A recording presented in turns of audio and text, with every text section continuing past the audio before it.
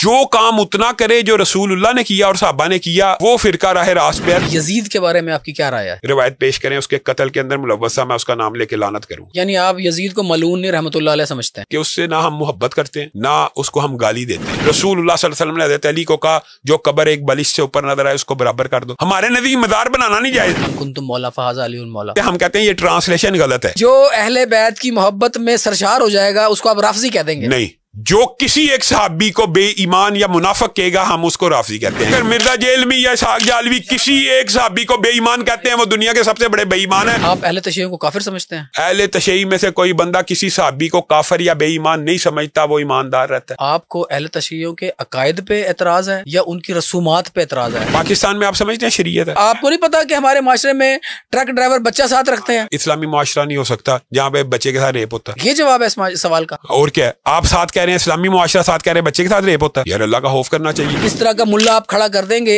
तो वो एथियस्ट बनाएगा लोगों को। जाकिर नाइक साहब हमारे सामने ओपन इनविटेशन में वो एक्सपोज हो गए। उनकी पूरी ट्रैक रिकॉर्ड है, उन्होंने 14 लाख मुसलमान किए हैं। साथ यजीद को रहमतुल्लाह अलैह भी कहा है। बिस्मिल्लाहिर्रहमानिर्रहीम, अस्सलाम वालेकुम। आज हमारे साथ उलमाए कराम में सबसे ज्यादा पढ़ी लिखी पर्सनैलिटी मौजूद हैं। आपने 5 मास्टर्स किए हैं, माशाल्लाह एमफिल किया है, आजकल पीएचडी स्कॉलर हैं, मदीना यूनिवर्सिटी के फारुकुल तहसील हैं और जमीयत अहले हदीस के प्रेसिडेंट हैं हशाम इलाही ज़हीर साहब। हशाम भाई आपका बहुत शुक्रिया और आपने आज हमें टाइम दिया। Thank you very much. काट लिया जी माशाल्लाह, एडवोकेट भी हैं हशाम भाई और बड़े अच्छे वकील हैं।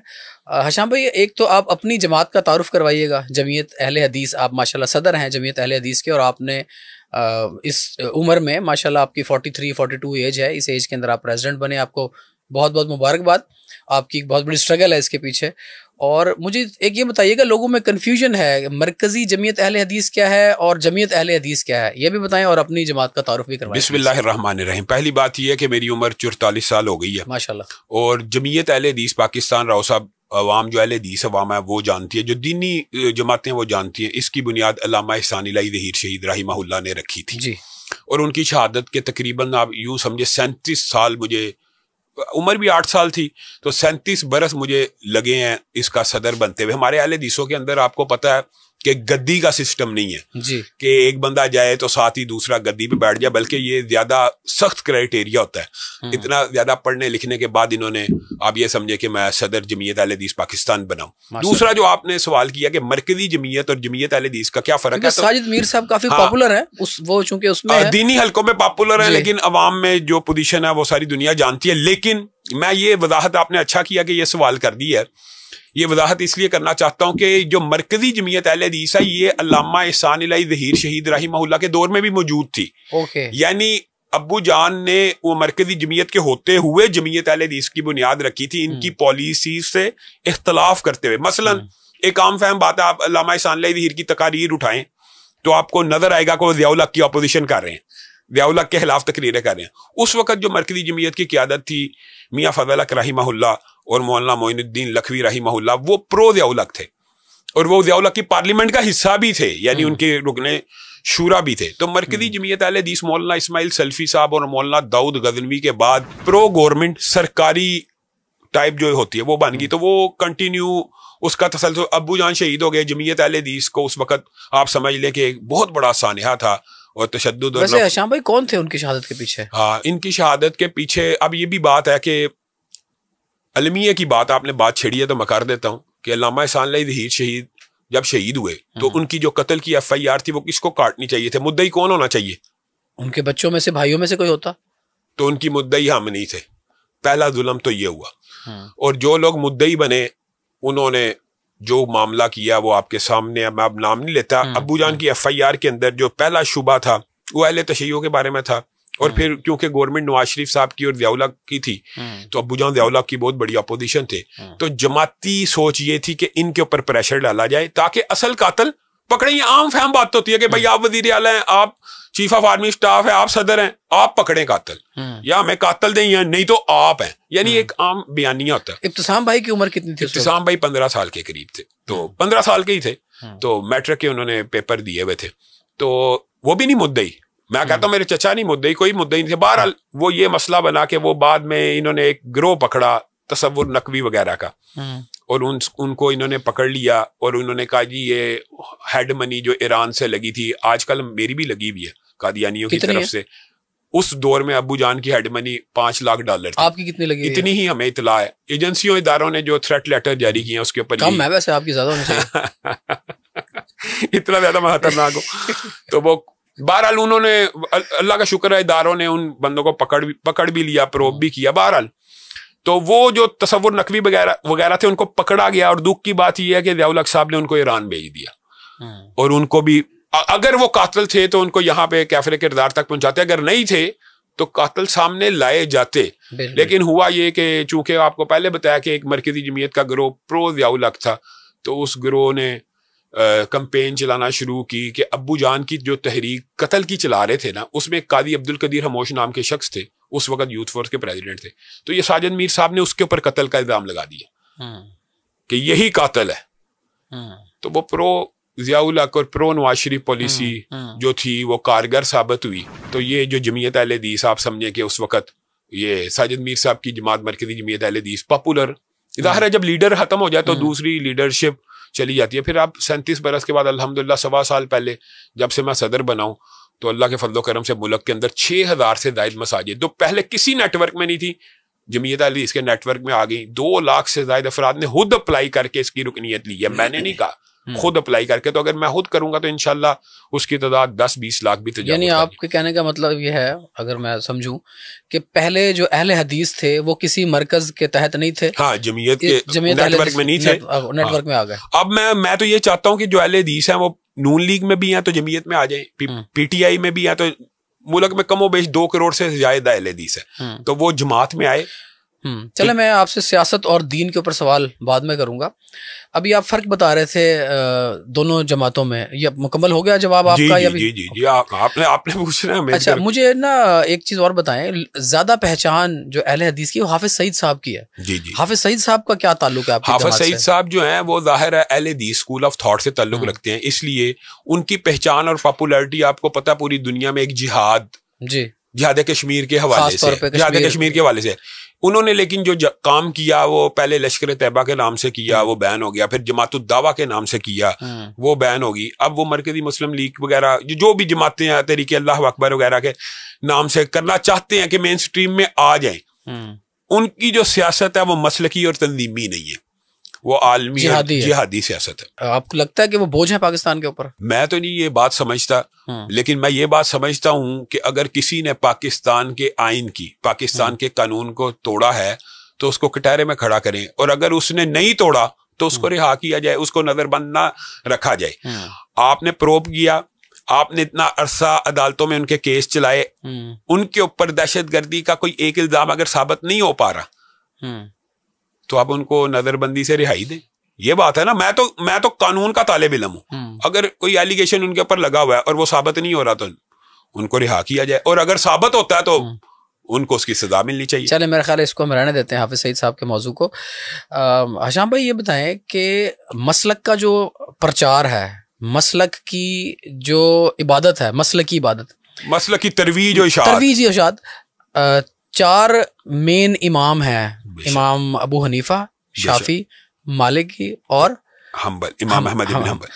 تو اللہ تعالیٰ نے کہا ہے کہ اللہ کی رسی کو مضبوطی سے تھامے رکھو اور تفرقے میں نہ پڑو۔ بے شک ہمارے مسالک نے ان کی رسی کو مضبوطی سے تھاما ہوا ہے اور تفرقے میں پڑے ہوئے ہیں، تو اس کے بارے میں آپ کیا کہیں گے کہ اللہ کی رسی کو تو اللہ نے کہا میری رسی کو تھامو، ہمارے مسالک نے ان اماموں کی رسی کو تھام لیا ہے، اور جبکہ یہ تمام کے تمام انہوں نے کس کی رسی کو تھاما ہوا؟ جی دیکھیں، پہلے میرے خیال ہے حضرت امام ابو حنیفہ جو ہیں، یہ واقعہ کربلا کے بھی 20 سال کے بعد پیدا ہوئے تھے، 80 ہجری میں شاید پیدا ہوئے تھے، تو ہم نے ان کو فالو کرنا ہے کہ یہ قرآن اور شریعت کو فالو کرنا ہے؟ بنیادی طور پہ راؤ صاحب آپ نے اپنے سوال کے اندر ہی جواب دے دیا۔ اللہ رب العزت نے، اب آپ نے جو بات کی ہے، چلے میں ادھر کیونکہ آپ کر چکے ہیں، امام ابو حنیفہ رحمہ اللہ سب سے پہلے آئے وقت کے اعتبار سے، ان سے پہلے جو پوری 100 سال کی پوری صدی گزری ہے وہ کیا حق کے بغیر گزر گئی؟ اب کہتے ہیں کہ امام، وہ تو تھا ہی حق ہی حق، نبی پاک صلی اللہ علیہ وسلم نے حق ہے ہی وہ دور۔ یہ دیکھیں، یہ جو آپ نے بات کی ہے نا، یہ جملہ نچوڑ ہے دین کا۔ رسول اللہ صلی اللہ علیہ وسلم نے خطبہ حجۃ الوداع میں کھڑے ہو کے کہا تھا کیا میں نے دین پورا پہنچا دیا؟ اگر تو رسول اللہ مسلمانوں کا عقیدہ ہے سب کا، چاہے کوئی بھی اہل حدیث ہو، دیوبندی ہو، بریلوی، کہ رسول اللہ دین پورا پہنچا کے گئے ہیں، اگر تو یہ عقیدہ ہے تو رسول اللہ کی زندگی میں پورا دین ہوا ہے، اور صحابہ نے رسول اللہ کی زندگی میں عمل کر کے اس دین کے اوپر دکھا دیا، دین تو پورا ہو گیا۔ تو یہ جو امام ہیں ان کی تقلید کرنا، ان کی فالوئنگ کرنا، کیا قرآن و سنت میں اس کے دلائل موجود ہیں؟ قطعاً موجود نہیں ہے۔ رسول اللہ صلی اللہ علیہ وسلم کا کوئی صحابی ہی کیوں نہ ہو، کوئی، میں تو اماموں کی بات نہیں کرتا، صحابہ کا آپس میں اختلاف ہو جایا کرتا تھا، یہ لوگوں کو پتہ نہیں ہے، صحابہ کا آپس میں اختلاف ہوا، انسان تھے، یقیناً ہوتا ہوگا۔ اب آپ بات سمجھیں، صحابہ کا کسی مسئلے کے اوپر اختلاف ہو جاتا تھا تو وہ کس کی طرف رجوع کرتے تھے؟ قرآن اور سنت کی طرف رجوع کرتے تھے۔ تو ائمہ دین کا جب میں سوال میں دوبارہ تھوڑا سا ریفریز کرتا ہوں کہ ان اماموں کو فالو کرنے سے مسالک پیدا ہوئے ہیں، کیا ہمیں پھر بھی ان کو فالو کرنا چاہیے یا نہیں کرنا چاہیے؟ میں یہ سمجھتا ہوں کہ ان اماموں کو جو فالو کرتے ہیں یہ سوال آپ کو ان سے کرنا چاہیے۔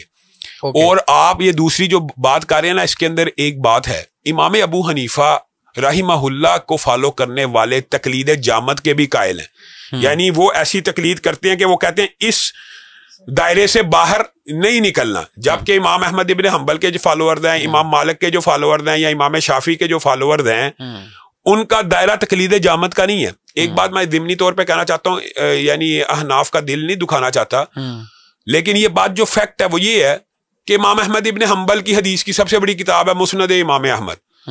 امام مالک کی موطا، امام مالک بخاری شریف سے پہلے سب سے زیادہ اوتھینٹک کتاب سمجھی جاتی تھی، اور بخاری شریف پوری میں موجود ہے 4 حدیثوں کے علاوہ۔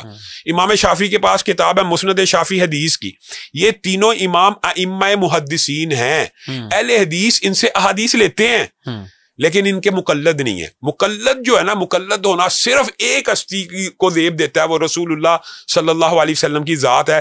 اگر تقلید کرنی ہے، مثال دے رہا ہوں، اگر تقلید کہتے ہیں جی فرض ہے، لیٹس سپوز ان کا آرگیومنٹ مانگ لیا، تو کس کی فرض ہونی چاہیے؟ رسول اللہ کی ہونی چاہیے۔ اچھا چلے، یہ بڑی جو امام جعفر صادق کی آپ نے بات کی ہے، میں کہتا ہوں کہ اگر تقلید واجب ہے، ان کے نزدیک واجب ہے یا فرض ہے، تو کس کی فرض ہونی چاہیے؟ رسول اللہ کی ہونی چاہیے کہ امتیوں کی ہونی چاہیے؟ امتی اور نبی کے اندر بہت زیادہ اسٹیٹس کا فرق ہے۔ میں اس سے ریلیٹڈ ایک اور سوال کرتا ہوں۔ دیکھیں، نبی پاک صلی اللہ علیہ وسلم کی حدیث ہے کہ قیامت کے قریب علماء کرام اپنے حلیے سے پہچانے جائیں گے۔ آپ میرے سامنے کوئی بھی ایک عالم دین لے آئیں، اس کی شلوار دیکھ کے اور داڑھی دیکھ کے میں بتا دوں گا اس کا مسلک کیا ہے۔ نہیں، بہرحال میں نے یہ حدیث نہیں سنی، واللہ اعلم۔ دیکھیں، اب مجھے یہ بتائیں، میں اگر کسی سے پوچھوں کہ آپ کی داڑھی کا مسلک کیا ہے، یہ غیر اخلاقی سوال ہے، جبکہ داڑھی کا مسلک ہے۔ دیکھیں نا، آپ کی نہیں، میں بتاتا ہوں کیوں ہے۔ آپ کی داڑھی دیکھ کے میں بتا سکتا ہوں کہ آپ اہل حدیث ہیں، شیعہ کی داڑھی دیکھ کے میں بتا سکتا ہوں شیعہ ہے، بریلوی کی داڑھی دیکھ کے میں بتا سکتا ہوں۔ سب نے بنائی ہوئی ہے، آپ نے بھی بنائی ہوئی ہے۔ نہیں، اہل حدیث تو داڑھی کو کٹاتے ہی نہیں ہے، اہل حدیث تو داڑھی کو چھوڑتے ہیں سنت کے مطابق۔ تو جو آپ سمجھتے ہیں سارے حناف کٹاتے ہیں، نہیں کٹاتے۔ آپ کو بے شمار دیوبندی نظر آ جائیں گے جن کی داڑیاں پوری ہیں۔ 99.9% لوگ اپنے شکل سے پہچانے جاتے ہیں، ان کا مسلک یہ ہے۔ نہیں، میں آپ سے ایک سوال پوچھنا چاہتا ہوں، کیا احناف کے اندر سارے علماء داڑھی کترواتے ہیں؟ نہیں، کوئی چھوڑ بھی دیتے ہیں۔ نہیں، یہ میرا سوال سمجھا نہیں آپ نے۔ میں یہ کہہ رہا ہوں کہ میرا حلیہ بتائے کہ میں بریلوی ہوں، دیوبندی ہوں، اہل حدیث ہوں یا شیعہ ہوں، کچھ نہ کچھ بہرحال یہ نفی ہے اللہ تعالیٰ کے احکامات کی بھی اور شریعت کی بھی۔ یہ بات آپ کی درست ہے، اللہ تعالیٰ نے خود قرآن پاک میں جو آپ نے آیت بار بار پڑھیں، وَاعْتَصِمُوا بِحَبْلِ اللَّهِ جَمِيعًا، لیکن یہ بات کے بعد آپ نے حدیث بھی دیکھنی ہے، یہ اس کے اندر وہ نہیں ہے عیب، لیکن رسول اللہ کی پیشین گوئی بھی تو سچ ہونی تھی نا کہ 73 فرقے بننے ہیں، اور ان میں سے ایک ہی فرقہ صحیح راستے پہ ہوگا، اس میں اللہ تعالیٰ کے رسول نے کسی کا نام نہیں لیا، سارے کہتے ہم ہی ہیں۔ نہیں، ہاں، مان علیہ وصحابی، جس کے پاس یہ ہے، جو کام اتنا کرے جو رسول اللہ نے کیا اور صحابہ نے کیا، وہ فرقہ راہ راست پہ ہے۔ تو میں تو یہ کہتا ہوں یہ پیرامیٹر رسول اللہ نے بنایا نا، تو سب کے ہم ہیں، تو جو رسول اللہ نے کیا صحابہ نے کیا، دین کو جو یہاں تک محدود رکھتے ہیں وہ مان لیں۔ ہمارے ہاں تقلید جامد کی ایک بہت بری مثال ہے، اگر آپ سوال کریں علمی لیول کے اوپر، ایک طرف رسول اللہ کی حدیث ہے، ایک طرف امام کا قول ہے۔ کسی امام نے آج تک یہ کہا کہ میرے قول کو مانو، رسول اللہ کی حدیث کو چھوڑو؟ ہو سکتا ہے اس امام تک وہ حدیث نہیں پہنچی ہوگی، اس وقت اتنا ابلاغ نہیں ہے، کیونکہ وہ کہتا ہے جو میں کہہ رہا ہوں نا وہی قول ہے۔ اب بات سمجھیں، اب مثال دے رہا ہوں، یہ میں سمجھانے کے لیے کہہ رہا ہوں. اگر فقہ حنفی میں مدت رضاعت 2.5 سال ہے اور قرآن و سنت میں 2 سال ہے, اختلاف آ گیا تو کس کی طرف لوٹنا چاہیے؟ قرآن و سنت کی طرف لوٹنا چاہیے. کسی بھی مسئلے میں اگر اختلاف آ جاتا ہے, کسی بھی مسئلے میں, تو قرآن و سنت کی طرف رجوع کرنا چاہیے نا. بالآخر تو اس کو کہتے ہیں تقلید جامد سے بیداری ہونا. تقلید جامد نہیں ہونی چاہیے کہ بھائی اب امام کا قول آ گیا میں نے اسی کا ماننا ہے. رسول اللہ کا قول آ جائے تو امام کا چھوڑ دو. وہ کہتے ہیں نہیں, ہم امام کا اس لیے نہیں چھوڑیں گے, امام نے ریسرچ کیا ہے, امام نے تحقیق کیا. یہ ادھر اللہ کے سامنے نہیں چل رہا. میں تو اکثر یہ بات کہا کرتا ہوں, ایک بندہ ہاتھ نیچے باندھتا ہے اس نیت کی بنیاد کے اوپر کہ رسول اللہ نے نیچے باندھے ہیں, تو اس کا عقیدہ درست ہے. اچھا, اس کا عقیدہ درست ہے, لیکن اس کا عمل کے بارے میں تحقیق کریں. یہ لوگ, میں بار بار ان 4 اماموں کی, ان عظیم ہستیوں کی بڑی کنٹریبیوشن ہے, لیکن نبی پاک صلی اللہ علیہ وسلم کو گئے ہوئے چند سال ہوئے تھے جب ان کا دور شروع ہو گیا تھا. اگر ہم کیلکولیٹ کریں نا, تقریباً 18,500 دفعہ بنتی ہے نبی پاک صلی اللہ علیہ وسلم نے جو پبلکلی نماز پڑھی ہے. پھر جو اپنی کتابوں میں, جو اپنے لٹریچر سے نبی کی نماز کا ایک طریقہ نہیں سب کو سکھا سکے. اب یہ مسئلہ, اب آپ سمجھیں, ہم ان کو کہیں کہ ہم نے ان کی اندھی تقلید کرنی ہے. نہیں, بالکل نہیں کرنی چاہیے. میں کہتا ہوں ان کو ایک میں اور آپشن, یہ آپ نے جو بات کی ہے ایک بیٹر انداز میں پریزنٹ کریں. نماز وہ ہے جو پبلکلی نبی پاک صلی اللہ علیہ وسلم نے پریکٹس کی ہے. اب بات سمجھیں, اس کا طریقہ نہیں پتا سب کو. ایک جیسا کیا ہونا چاہیے پتا ہے, سارے کہتے ہیں جو ہم پڑھتے ہیں. نہیں, بات میں شیعہ کہتے ہیں ہاتھ چھوڑ دو, بریلوی کہتے ہیں یہاں باندھو, اہل حدیث کہتے ہیں یہاں باندھو. اب میں یہ بات بتاتا ہوں. عقیدہ یہ پہلے بنوائیں عوام کا کہ نماز جو ہے ہم نے ویسے پڑھنی ہے جیسے رسول اللہ نے پڑھی ہے. اگر تو میں آپ کو یہ عملی طور پہ بات بتا رہا ہوں, اگر نیت واقعی, اگر آپ کی تحقیق ہے کہ رسول اللہ نے ہاتھ نیچے باندھے ہیں, لیٹس سپوز, اور آپ اس نیت سے پڑھتے ہیں کہ میں نے رسول اللہ کے مطابق نیچے باندھے ہیں, آپ کا عقیدہ درست ہے. لیکن اگر آپ یہ کہتے ہیں کہ ہاں رسول اللہ نے تو اوپر باندھے تھے لیکن میرے امام نے نیچے باندھے تھے, تو اللہ کی قسم یہ عقیدہ غلط ہے. کوئی مسلمان یہ عقیدہ 90% مقلد یہ عقیدہ رکھتے ہیں. آپ کو یہ غلط فہمی ہے. 90% جو تقلید کرتے ہیں نا, ان کا عقیدہ یہ ہوتا ہے کہ اگرچہ رسول اللہ نے رفع یدین کیا ہے, کہہ دیتے ہیں کہ مردے بھی زندہ کیے ہیں. وہ تو کہتے ہیں جب ایک کمرے میں بیٹھ کے خطاب کرتے تھے پوری دنیا خطاب سنتی تھی. وہ تو یہ بات نہیں کرتے ہیں. اب مجھے ایک بات بتائیں, سارے امام متفق ہیں, موطا امام مالک میں حدیث ہے, مسند امام احمد میں, مسند شافعی میں, سارے مسالک کا اجماع ہے کہ رسول اللہ صلی اللہ علیہ وسلم رفع یدین کرتے تھے رکوع میں جاتے ہوئے, رکوع سے سارے اٹھاتے ہوئے. جو نہیں کرتا وہ کس بنیاد پہ نہیں کرتا؟ آپ کے علم تقلید کی وجہ سے نہیں کرتا. اگر تو وہ اس وجہ سے نہیں کرتا کہ رسول اللہ نے ایک نماز اس کے بغیر پڑھی ہے, تو میں آپ کو بتاتا ہوں, میں اہل حدیث ہوں نا, رسول اللہ کی ایک حدیث آ جائے کہ رسول اللہ نے ایک نماز, صرف ایک نماز بغیر رفع یدین کے پڑھی ہے, ہم اس کو بھی سنت مانیں گے. رفع یدین تو شیعہ بھی کرتے ہیں, ہم اس کو بھی سنت مانگیں گے. رفع یدین تو شیعہ بھی کرتے ہیں. میں تو وہ شکر ہے یہ سنت کے اوپر عمل پیرا ہے. میں یہ کہہ رہا ہوں کہ سنت دیکھیں, رسول اللہ کی سنت اگر ایک دفعہ نہیں نہ کیا, میں اس کو سنت کہتا ہوں. یار ایک دفعہ بھی نہیں کیا, آپ تحقیق کریں تو آپ اس کو اپنائیں. لیکن میں یہ کہتا ہوں کہ چلے یار نماز تو پڑھیں, نماز تو چلیں. ہم اگلے اس پہ آتے ہیں. یزید کے بارے میں آپ کی کیا رائے ہے؟ میری اس کے بارے میں بڑا کلیئر کٹ موقف ہے.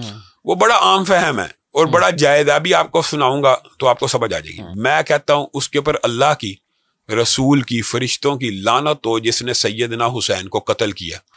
میرا علم یہ نہیں کہتا کہ اس نے کیا. میں نے جس کا سوال نہیں کیا, میں نے یزید کا پوچھا. اس کا سوال کا جواب یہ ہے کہ میری تحقیق کے مطابق وہ ملوث نہیں ہے. اگر وہ ملوث ہے اس کے اوپر اللہ کی لعنت ہو.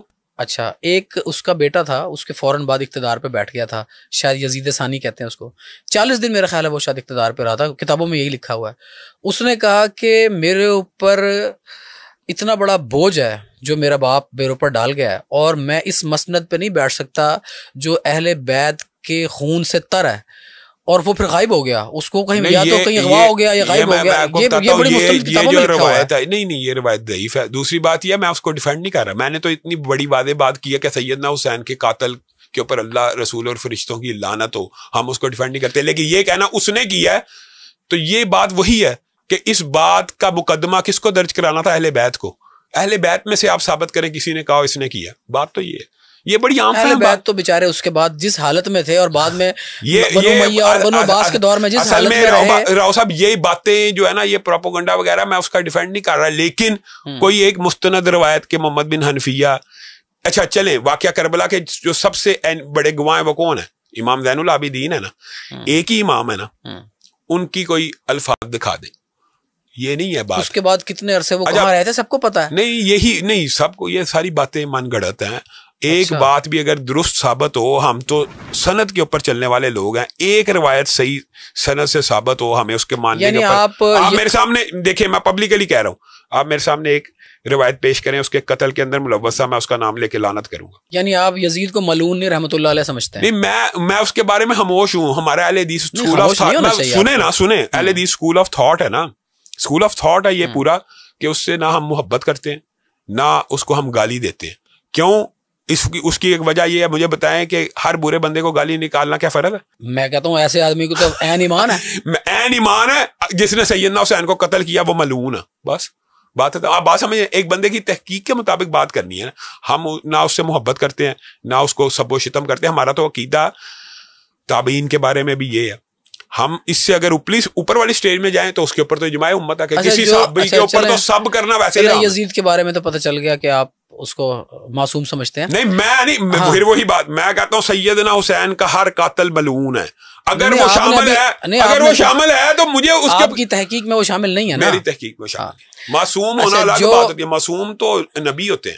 حضرت سعد بن ابی وقاص کا بیٹا عمر سعد یزید کی فوج کا سپہ سالار تھا. یہ باتیں یہ پرانی باتیں, پرانی بات نہیں ہے یہ تو. اس پہ تو سنی کتابوں میں بھی میں یہ کہہ رہا ہوں, اگر اس موضوع کے اوپر تو بات وہ ہوگی سند کے ساتھ باحوالہ, یہ باتیں وہاں پہ ہوں تو پھر یعنی اگر آپ کو میڈیا اس چیز کی اجازت دے تو آپ علماء کے ساتھ یہ ڈیبیٹ کرا دیں. میں تو یہ سمجھتا ہوں کہ یزید سے کیا رسول اللہ کی زندگی میں دین مکمل ہے. یہ بڑی عام فہم بات ہے. میں کہتا ہوں لیٹس سپوز, میں آپ کا بیانیہ مان لیتا ہوں, یزید ملعون ہے, یزید خبیث ہے, مان لیا, میں نے مان لیا, سمجھے. اسلام کے کسی رکن کو کوئی فرق پڑتا ہے؟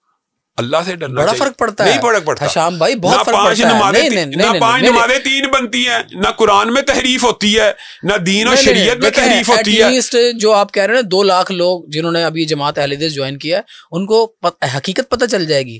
وہ کہیں گے یار ہمارا صدر جمعیت اہل حدیث کہہ رہا ہے کہ یزید ملعون ہے, یزید قاتل حسین ہے. نہیں, اس سے دین کے اندر کیا فرق آئے گا؟ دین سے میں کوئی فرق نہیں آئے گا. مجھے بتائیں 5 نمازیں 3 ہو جائیں گی؟ نبی کہہ کے گیا کہ میں 5 نمازیں 3 دین ہمارا رسول اللہ کی زندگی میں مکمل ہوا کہ یزید کے دور میں 5 نمازیں 3 ہونے کا فائدہ نقصان کی بات نہیں ہے. بات یہ ہے کہ نبی ہمارے بیچ اپنی شریعت اور اطرت کو چھوڑ کے گیا ہے. اگر ہم اس کی اطرت کی اس لحاظ سے خدمت کر دیں کہ ہم ان کی عزت کہیں, آج کے لوگوں کو بھی بتائیں کہ وہ اتنے بڑے لوگ تھے اور میں اہل حدیث ہو کے مان رہا ہوں. آپ کا خیال ہے آپ اس کے اگر آپ نے یہ بنوانا تو آپ سیدنا حسن و حسین کی شان ہم سے بیان کروائیں, ہم نہ کریں پھر کے. اب بات سمجھیں, میں تو یہ ایک ایشو ہے متنازع. 2 اسکول آف تھاٹس میں بتاتا ہوں. ان کی شان آپ کے منہ سے بیان کروانے کی مجھے ضرورت اس لیے نہیں ہے کہ نبی پاک صلی اللہ علیہ وسلم کے منہ سے بیان ہوگی. دیکھیں نبی پاک صلی اللہ علیہ وآلہ وسلم ان کو جنت کے سردار ڈکلیئر کر کے چلے گئے, اور جنت ایک ہی ہے, اس کے اوپر کوئی اعتراض ہے, اور جنت ایک ہی ہے. اس جنت میں اسی لیے ہمارا یہ عقیدہ کہ جنہوں نے انہیں شہید کیا ہے وہ ملعون انسان ہے. بھائی جس جنت کے وہ سردار ہے نا, اس جنت میں آج کے نیک لوگوں سے لے کے نا صحابہ کرام اور انبیاء کرام تک سب ہوں گے. اچھا, مجھے اس جنت کے وہ سردار ہیں, تو ان کی تعریف بیان کروانے کی ضرورت کسی سے نہیں ہے. آپ یہ جو بات کر رہے ہیں اس سے یہ مفہوم نہیں نکلتا کہ وہ نبیوں کے بھی سردار ہوں گے. جنت کے سردار تو ہیں نا, جنت کے نوجوانوں کے سردار ہیں. نوجوانوں سے مراد یہ ہے کہ جو نوجوان دنیا سے گئے ان کے وہ سردار ہیں. اچھا, ایک دفعہ نا ایک ضعیف خاتون نبی پاک صلی اللہ علیہ وسلم کے پاس یہ حدیث اس کے مقابلے میں وہ پیش کرتے ہیں, لیکن اس کا یہ مفہوم نہیں ہے. اچھا, جنت کے حقیقی سردار رسول اللہ صلی اللہ علیہ وسلم. حدیث سنانے دیں.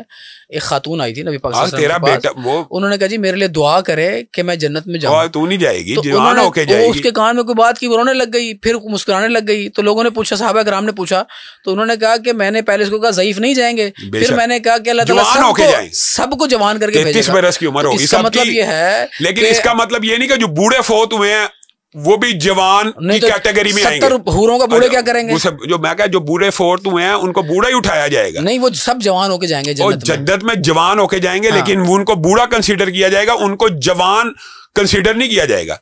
یہ بات ذرا تھوڑی سی آپ کو سمجھنے میں حدیث کے مفہوم میں فرق ہے. ایمان یہ ہے, ہمارا بھی ایمان اور عقیدہ یہ ہے کہ وہ نوجوان ہیں جنت کے سردار, نوجوانوں جنت کے سردار ہیں, جنت میں سب نوجوان ہوں گے. اچھا, یہ لیکن اس سے مراد یہ وہ نبیوں کے سردار ہوں گے. اچھا چلے آگے ہم چلتے ہیں. یہ بتائیں شام بھائی, آپ نے لوگوں کو جوڑنے کے لیے کیا کام کیا ہے آپ کی جماعت نے؟ اس کے اندر ہم یہ جو مشترکات ہیں, مثلا جوڑنے کے اندر ہمارا جو کردار ہے وہ کسی سے ڈکا چھپا نہیں ہے. امت کے کچھ مشترکہ مسائل ہیں جن کو ہم اجاگر کرتے ہیں. ہم یہ سمجھتے ہیں یہ جو اب ہم نے باتیں کی یہ تو جزوی اور فروعی مسائل ہیں, ان کے ساتھ دین اور اسلام کے کسی ایک جز کے اندر کوئی فرق نہیں پڑتا بالکل بھی. ہاں محبت اہل بیت تو ایمان کا حصہ ہونا چاہیے. بے شک ہے, وہ جس کے اندر نہیں ہے محبت تو وہ تو نہیں ہے, مظاہرہ اس کا ایمان کا عمل نہیں. ویسے نا سوال سے میں ہٹ جاؤں گا, لیکن میں آپ کو ایک اپنا ایکسپیرینس بھی بتا دوں, اور اگر آپ چاہیں تو ایک مشورہ بھی دوں آپ کو. آپ نہ کبھی, میری خواہش ہے, میری دعا بھی ہے, آپ کبھی 3 دن کے لیے کربلا جائیں. اور تو مجھے جانے میں کوئی مسئلہ نہیں, میری بات پوری ہونے دیں. آپ 3 دن کے لیے کربلا جائیں, حضرت امام حسین کے روزے کے سامنے بیٹھیں, جو بھی آپ کی دل کی حاجت ہو اللہ تعالیٰ سے دعا مانگیں, ان کو وسیلہ بنا کے مانگیں یا ان کو بغیر وسیلہ بنائے مانگیں, کیونکہ آپ اتنی نیک جگہ پہ بیٹھے ہوں گے. 3 دن وہاں پہ آپ گزاریں. میں کہتا ہوں آپ کے دل کی گواہی آپ کو بتائے گی کہ حقیقت کیا ہے, یزید کیا ہے, اہل بیت کی محبت کیا ہے. یار اہل بیت کی محبت تو آپ نے میرے خیال میں کہتا ہوں یزید کی حقیقت بھی آپ کو وہاں بیٹھ کے پتہ چل جائے گی. میں پھر وہی بات کرتا ہوں, یزید کی حقیقت مثال دے رہا ہوں, میں مان گیا ہوں برا ہے, فرق کیا پڑا, کیا دین کے کسی جز کو فرق پڑا ماننے سے؟ جو ابھی آپ نے کہا, آپ میری بات نہیں سمجھتے. جز دین کامل اور مکمل رسول اللہ دیکھے گئے ہیں کہ کوئی چیز چھوڑ کے گئے تھے. اگر دین کامل اور مکمل دیکھے گئے ہیں تو بات کی تاریخی واقعات سے دین کو کیا فرق پڑتا ہے؟ میں آپ کو بتاتا ہوں ہوتا کیا ہے. یہ جو آپ بات کرتے ہیں آپ سمجھ لیں, ہمارا سٹینس کیا ہے سن لیں. 11-12 ہجری سے نہیں, اگلی بات سنیں, یہ جو ہمارا سٹینس ہے اس کی وجہ سن لیں. اصل پرابلم یہ ہے کہ رسول اللہ صلی اللہ علیہ وسلم کی بعض احادیث کو ٹویسٹ کیا جاتا ہے. اس لیے میں یہ بات نہیں کرنا چاہتا, آپ نے کیا تو سن لیں. سیدنا عمار کو ایک باغی گروہ شہید کرے گا اور وہ گروہ جہنم کی طرف بلاتا ہوگا. ضعیف حدیث ہے, یہ حدیث صحیح ہے. اور وہ گروہ ان کو جہنم کی طرف بلاتا ہوگا. تو بعض بدبختوں نے یہ سمجھا کہ جو گروہ جہنم کی طرف بلاتا ہے وہ صحابہ کا گروہ ہے. حضرت امیر معاویہ کے اوپر یہ مسائل ہیں. اب آپ نے بات کی تو سن لیں. حدیث رسول اللہ نے کہا, واضح نشانی بتائی کہ حضرت عمار کو وہ گروہ قتل کرے گا جو ان کو جہنم کی طرف بلاتا ہوگا اور وہ انہیں جنت کی طرف بلاتے ہوں گے. اور انہوں نے آج کل کے اہل تشیع نے اور فرقہ پرستوں نے اس حدیث کا اطلاق کیا سیدنا امیر معاویہ کے گروہ کے اوپر, سیدہ عائشہ کے گروہ کے اوپر, طلحہ اور زبیر کے گروہ کے اوپر اطلاق کیا. حضرت عمار کو کس نے قتل کیا تھا؟ اب بتائیں نا, اب میں آپ کو بتاتا ہوں. اسی لیے میں نے یہ حدیث پیش کیا. مسائل یہ ہیں, رسول اللہ صلی اللہ علیہ وسلم نے کہا یہ میرا بیٹا سردار ہے. یہ حدیثیں ہم بھول گئے ہیں. یہ میرا بیٹا سردار ہے, یہ مسلمانوں کے 2 عظیم گروہوں میں صلح کروائے گا. امی عائشہ اس گروہ میں, قیامت کے دن بھی رسول اللہ کی بیوی ہیں. طلحہ و زبیر عشرہ مبشرہ ہیں, جنتی معین ہے. سیدنا امیر معاویہ جنتی معین ہے. یہ چاروں جہنم کی طرف بلانے والے تھے, یہ جہنم کی طرف بلانے والے تھے. حدیث کی تطبیق صحابہ کے اوپر کر دی, اور حقیقت میں جس نے قتل کیا وہ خارجی, جہنم میں کی طرف بلانے والا صحابہ کے دور میں ایک گروہ تھا, وہ خارجی گروہ تھا. اہل سنت میں سے, اہل حدیث میں سے, دیوبند میں سے آج تک کسی نے یہ کہا ہے کہ سیدنا زبیر کے قاتل جو تھے وہ جہنمی ہیں سارے, اس وہ گروہ پورے کا پورا؟ کسی آج تک کسی بندے نے کہا؟ حضرت علی کے سامنے سیدنا زبیر کا قاتل آیا اور حضرت علی کے سامنے سر پیش کر رہا ہے اور حضرت علی کو کہہ رہا ہے دیکھو میں نے کتنا عظیم سپاہ سالار شہید کیا ہے. تو حضرت علی نے جواب میں کیا کہا تھا؟ تجھے جہنم کی بشارت ہو, تجھے جہنم کی بشارت ہو کہ میں نے رسول اللہ سے سنا تھا ہر نبی کا ایک حواری ہوتا ہے, زبیر اللہ کے رسول کے حواری ہیں. اب کوئی اس حدیث کی روشنی میں کہتا ہے سیدنا, وہ کون تھا؟ خارجی تھے نا, خارجی تو دونوں لشکروں میں تھے. اب اچھا مجھے بتائیں, اب ہم میں سے کوئی اہل سنت کہتا ہے جس نے قتل کیا وہ پورا گروہ حضرت علی کا تھا؟ دیکھیں آج حضرت علی کا گروہ تھا وہ. آپ مجھے بتائیں, میں آپ سے سوال پوچھتا ہوں, سیدنا زبیر کو حضرت علی کے گروہ نے شہید کیا نا, کہ اس بندے نے کیا؟ یار اللہ کا یہ خوف ہونا چاہیے. حضرت علی کے گروہ میں شامل ایک خارجی نے سیدنا زبیر کو شہید کیا. اسی طرح سیدنا عمار کو سیدنا امیر معاویہ کے لشکر میں موجود ایک خارجی نے شہید کیا. خارجیوں کا گروہ جہنم کی طرف بلانے والا تھا, نہ حضرت علی کا گروہ. مجھے بتائیں صحابہ کا کوئی عقیدے کا اختلاف تھا؟ جہنم کی طرف صحابہ بلاتے تھے, صحابہ کے جہنم کی طرف بلاتے. امی عائشہ, طلحہ اور زبیر جہنم کی طرف بلانے والے ہیں, سیدنا امیر معاویہ. تو وہ بدبخت آج کل کے لوگ کہتے ہیں کہ وہ جہنم کی طرف بلانے والوں نے مارا تھا, چونکہ امیر معاویہ, امی عائشہ, طلحہ زبیر نے کیا وہ جہنم کی طرف بلانے والا گروہ. یہ مسائل ہیں, آپ اگر علمی دقت کے ساتھ پڑھیں. اس لیے ہمیں کچھ موقف جو ہے حقائق کی بنیاد کے اوپر, تاریخی روایات کی بنیاد کے اوپر اپنانا پڑتا ہے. اور ہمیں ہمارا ایمان اور عقیدہ صرف دفاع صحابہ تک ہے. دوبارہ آپ کے سوال کی طرف آتا, مشترکات امت کے لیے ہم نے کیا کام کیا؟ دیوبندی ہوں, بریلوی ہوں, اہل حدیث ہوں, ختم نبوت کے اوپر ہم نے یہ ابھی حالیہ سپریم کورٹ کا جو مبارک احمد ثانی کا کیس ہے, تینوں مسالک نے مل کے کام کیا کہ نہیں؟ دفاع صحابہ کا کوئی قاض ہو, تینوں مسالک مل کے کام کرتے ہیں کہ نہیں؟ میں آپ سے سوال پوچھتا ہوں, عبادات کی ادائیگی اور عقیدے کے اختلاف کے بعد کیا اہل حدیث دیوبندی بریلوی میں کسی معاشرتی مسئلے میں اختلاف ہے؟ سود کے اوپر ایک دوسرے کو قتل کر رہے ہیں, چلیں وہی میں تو علمی بات کر رہا ہوں, میں تو علمی بات کر رہا ہوں, معاشرتی مسائل کی بات ہو رہی ہے. اہل حدیث دیوبند اور شیعہ یہ تو ایک دوسرے کو قتل کرتے ہیں, سمجھ آتی ہے وجہ کہ کیوں قتل کر رہے ہیں, کہ کیا اختلاف ہے. وہ بریلوی بیچارے 12 ربیع الاول کو ان کو اڑا دیا کراچی کے اندر, اتنا بڑا. دیکھیں آپ کا اختلاف نہیں, قتل کر رہے ہیں. معاشرتی مسائل کی بات کر رہا ہوں, میرا شاید بیانیہ نہیں سمجھے کہ معاملات ہوتے ہیں چوری, ڈکیتی, زنا, غیبت, چغلی, جھوٹ, بہتان, الزام, سزائیں, جرائم, ان کے اوپر کوئی اختلاف ہے؟ معاشرہ کیسے چلتا ہے؟ ان معاملات کے اوپر چلتا ہے کہ معاشرہ گھر میں کی جانے والی عبادت پہ چلتا ہے. تو عبادت جو ہے, عبادت ہر مسلک نے اپنی طریقے کے مطابق کرنی ہے, عبادت کی ادائیگی اور عقیدہ ہے. لیکن جو معاملات مشترکات ہیں, بے حیائی کیا کہتے تو وہ یہ ہے کہ شریعت میں ہے, پھر یہ کہنا چاہیے میرے مسلک میں ہے. شریعت میں جو بھی مسئلہ بتاتے ہیں نا, کہتے ہیں جی شریعت میں ایسے ہے, ان کو کہنا چاہیے میرے مسلک میں ایسے ہے. ہاں یہ کہنا چاہیے, یہ آپ کی بات درست ہے. قرآن و سنت کا دیکھیں, میں آپ میرے سے کوئی مسئلہ پوچھیں, میں آپ کو گارنٹی اور دعوے سے کہتا ہوں یہ تحدیث نعمت کے طور پہ, میں اس کے بارے میں اگر آپ کو حدیث یا قرآن کی آیت پیش نہ کروں, آپ میری بات نہ مانیں, بات ختم. اصل دین قرآن اور حدیث کا نام ہے. اور اگر کوئی بندہ آپ اس سے مسئلہ پوچھیں, وہ آپ کو پیر کی بابوں کی بات بتلائے, تو آپ سمجھ جائیں کہ اس کے بعد دلیل نہیں ہے, اس کے پاس اپنے آباء و اجداد کی قصے کہانی ہے. میں آپ کو دعوے سے کہتا ہوں, آپ مسلک اہل حدیث کا ایک مسئلہ, صرف ایک, جو قرآن یا حدیث میں موجود نہ ہو, ثابت کر دیں, ہم اس کو آج چھوڑنے کے لیے تیار ہیں, آج چھوڑنے کے لیے تیار ہیں. آپ نے اب مزار کی بات کی ہے, ہمارے مسلک کے اندر آپ نے کہا کہ وہاں جائیں, یہ جائیں. ہمارا بڑا بنیادی کن باتوں سے اختلاف ہے. ہمارے مسلک کے اندر قرآن و سنت کے اندر رسول اللہ صلی اللہ علیہ وسلم نے حضرت علی کو کہا جو قبر ایک بلش سے اوپر نظر آئے اس کو برابر کر دو. ہمارے نبی مزار بنانا نہیں جائز, مزار پہ جانا تو اگلی بات ہے. جس سپیڈ سے سعودی عرب میں تبدیلی آ رہی ہے نا, جس سپیڈ سے وہ دبئی کو ماڈل بنا کے اپنے آپ کو تبدیل کر رہے ہیں, اگر کل کو وہاں مزارات بن گئے تو پھر کیا کریں گے آپ؟ مجھے ایک بات بتائیں, ہم نے رسول اللہ ان کو ٹورزم چاہیے, چلے آپ نے بڑی ویلڈ بات کی ہے. ہماری سعودی عرب سے جو محبت ہے یا جو عقیدت کا رشتہ ہے, اس کی ایک وجہ مکہ مدینہ. دوسری ایک عقیدت و احترام کا رشتہ یہ ہے کہ وہ مملکت توحید کی ریاست ہے, وہاں پہ شرک کو ناپید اور نابود کہا گا. اگر وہاں پہ مزار بن جائیں گے تو آپ کے خیال میں مسلک اہل حدیث میں مزار بننا جائز ہو جائیں گے؟ یہ آپ کو لوگوں کو کیا غلط فہمی ہے, کیا پتہ جائز ہو جائے.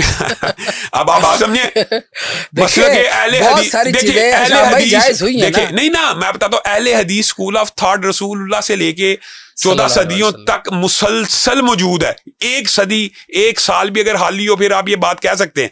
اگر کوئی بندہ غیر شرعی عمل کرے گا تو اہل حدیث آپ سمجھیں گے کہ اس کو جائز قرار دے دیں گے, یہ آپ کی بہت بڑی بھول ہے.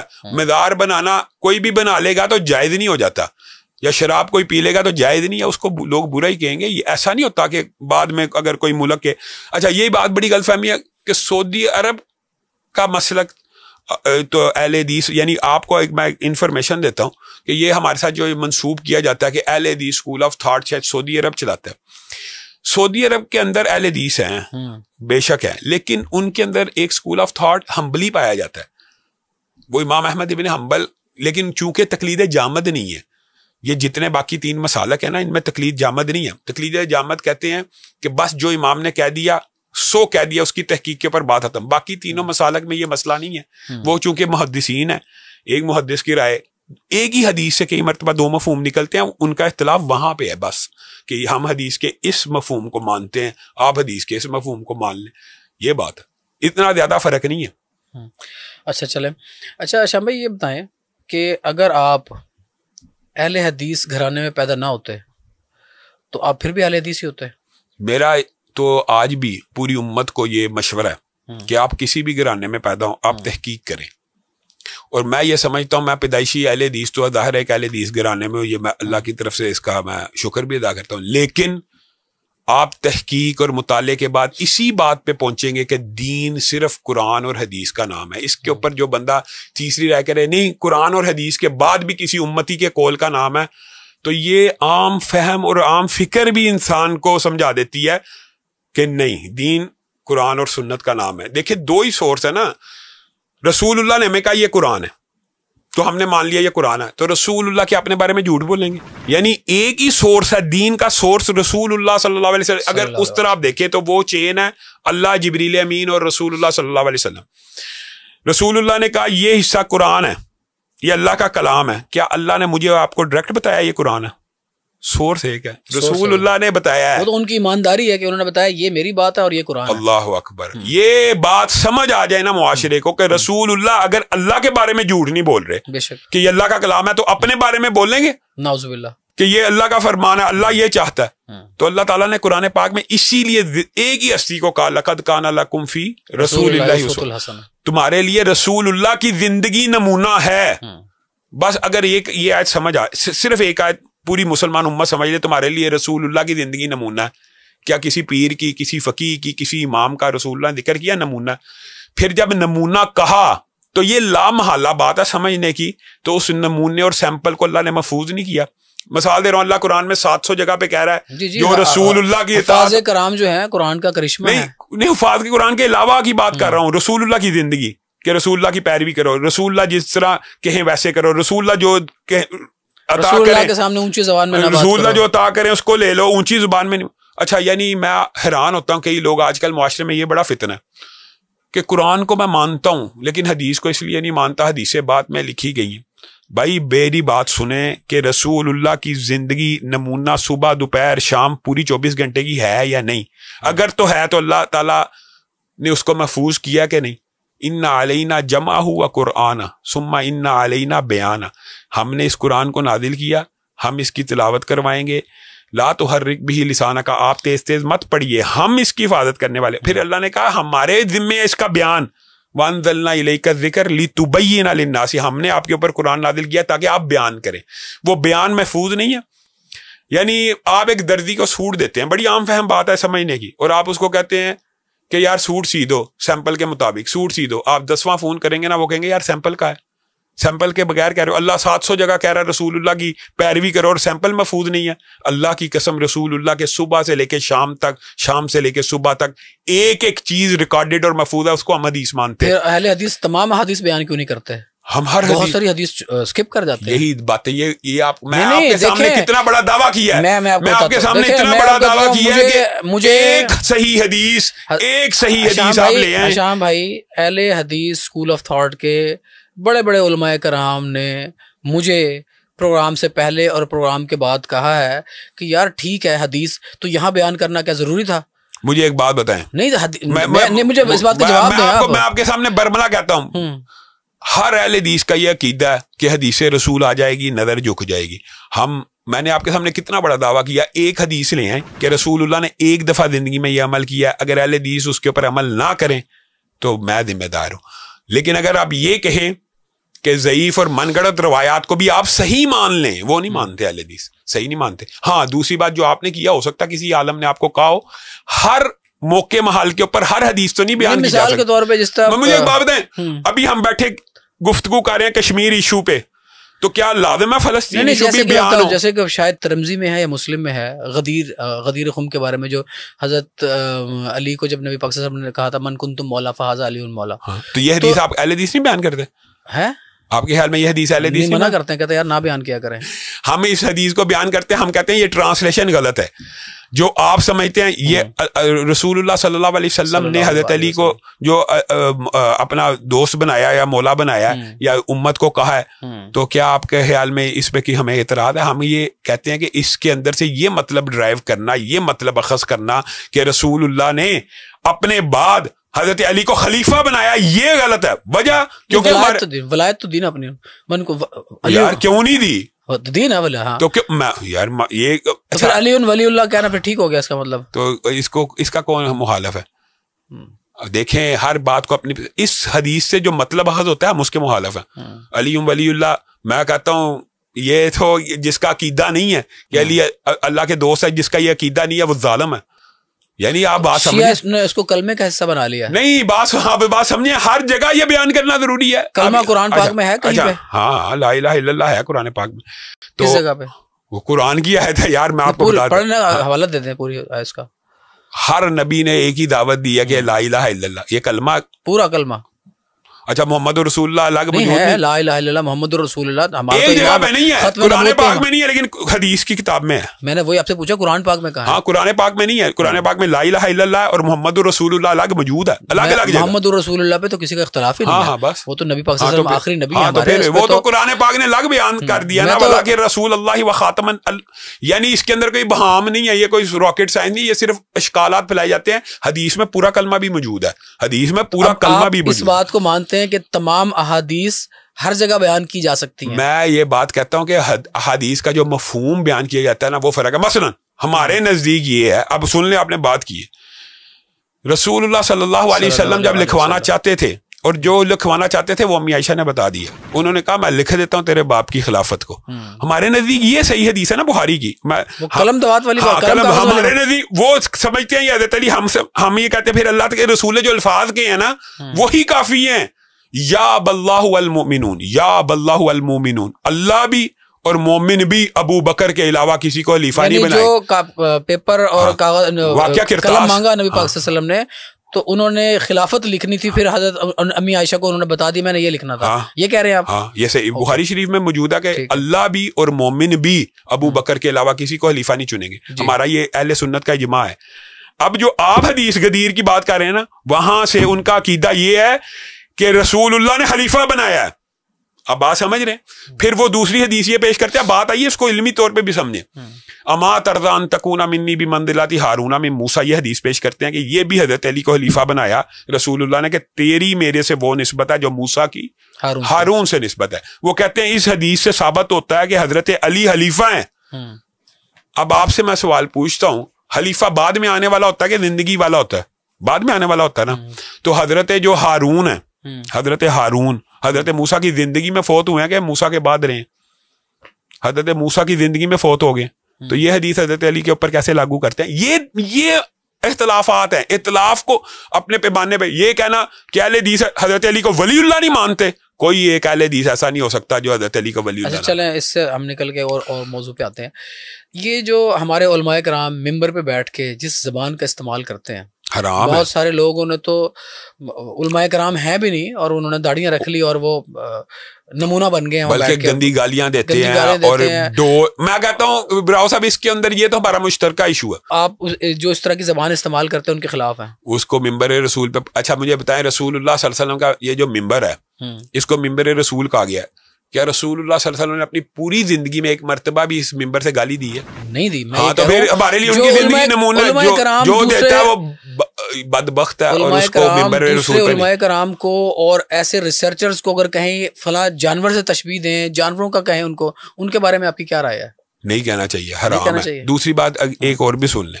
نہیں اگلا میرا بس ہو گیا. ایک بات اور بھی ہے نا یار، جی ممبر رسول کا تقدس پمال اس طرح بھی ہوتا ہے. تو دوسری طرح جو ہو رہا ہے، جو آپ یہ سمجھتے ہیں کہ ڈھول بجانا مسجد میں جائز ہے یا موسیقی سرنگ، مسجد میں تو نہیں ہو سکتا نعوذ باللہ. تو پھر یار وہاں پہ باجے رہے ہیں نا، تو اس کو بھی درباروں میں بجاتے ہیں ڈھول، مسجدوں میں بھی بجا رہے ہیں. کوئی نہیں، ایسے ویڈیو سوشل میڈیا کے اوپر وائرل ہو گئی ہیں اس دفعہ. وہ ایک تھا، کیا نام تھا اس کا یار، جس نے ڈائریکٹر نے فلم بنائی، وہ گانا شوٹ کر لیا تھا، وہ تھا بیچارہ. نہیں مسجدوں کے اندر ڈھول دھمکے عام ہو رہے ہیں، یہ اس کو بھی آپ کنڈیم نہیں کر سکتا. ہاں کنڈیم کریں یہ بھی. اچھا یہ بتائیں کہ انجینئر محمد علی مرزا سے کیا مسئلہ ہے آپ کا؟ یہی اختلاف ہے صحابہ کے بارے میں زبان درازی کا. مثلا چلیں آپ نے پوچھ لیا، میں آپ کو موٹے بات کرتا ہوں. اس سے پہلے مجھے فیڈ بیک یہ ملا کہ آپ کہتے ہیں وہ جہلمی، آپ کہنا چاہ رہے ہوتے ہیں جہنمی. نہیں اللہ معاف کرے، میں نے کبھی نہیں کہا، آپ ثابت کر دیں. نہیں اچھا چلیں اختلاف بتائیں. اختلاف سن لیں، لمبی چوڑی فہرست ہے. نمبر 1، مرزا جہلمی صاحب فرماتے ہیں کہ قرآن پاک کو بغیر ترجمہ پڑھنا ایسے ہے جیسے فرینچ میں گالیاں نکالنا. اب مجھے بتائیں کہ قرآن پاک کو بغیر ترجمہ پڑھنا ایسے ہے اللہ کے کلام کو جیسے فرینچ میں پڑھنا.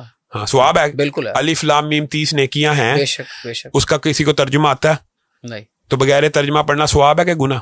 ہم تو ثواب سمجھتے ہیں. تو پھر یہ مردے کا یہ فتویٰ. پھر اگلی بات سمجھے، وہ اپنے بارے میں بغیر مرزے کا، مرزا کیا ہے اس کو مرزے کہہ رہے ہیں. اچھا مرزے جو یار کبھی آپ اس طرح کہتے ہیں جیسے آپ قادیانی کو جو ہے کیا نام ہے اس کا ملعون جو ہے جس نے قادیانی, کبھی آپ اس کو اس طرح سے پکارتے ہیں جیسے آپ غلام احمد قادیانی کو پکار رہے ہوتے ہیں. ہماری پکار پہ بھی اعتراض ہے اور اس کی گالیوں پہ بھی نہیں. اچھا دوسری بات یہ ہے, مجھے ایک بات بتائیں, وہ یہ کہتا ہے, یہ دیکھیں یار دکھ اور افسوس ہوتا ہے, یہ ابھی ہم نے جو پیچھے ڈسکس کیا نا یہ اس کے الفاظ ہیں کہ جہنم کی طرف بلانے والا گروہ امی عائشہ, طلحہ, زبیر اور سیدنا میر معاویہ کا. یہ وہ بڑے بڑے ریفرنسز دیتا ہے ویسے یار. پھر وہی بات آ گئی جہنم کی طرف صحابہ بلاتے ہیں, تو یہ لوگوں کے اندر جو اتنا بڑا فتنہ پھیلا رہا ہے. نعوذ باللہ صحابہ کرام تو جہنم کی طرف نہیں بلا سکتے, لیکن ابھی آپ نے کہا ہے کہ غلطی تو کسی سے بھی ہو سکتی ہے, انسان ہو. نہیں خارجی تھے, وہ خارجی تھے, اللہ کے رسول نے بیان کر دیا نا. کیا کوئی ایسا خارجی تھا جو نبی پاک صلی اللہ علیہ وسلم کی زندگی میں آیا تھا نبی کریم کے پاس؟ نہیں, ایمان کی حالت تک رہا نبی پاک صلی اللہ علیہ وسلم کی زندگی تک,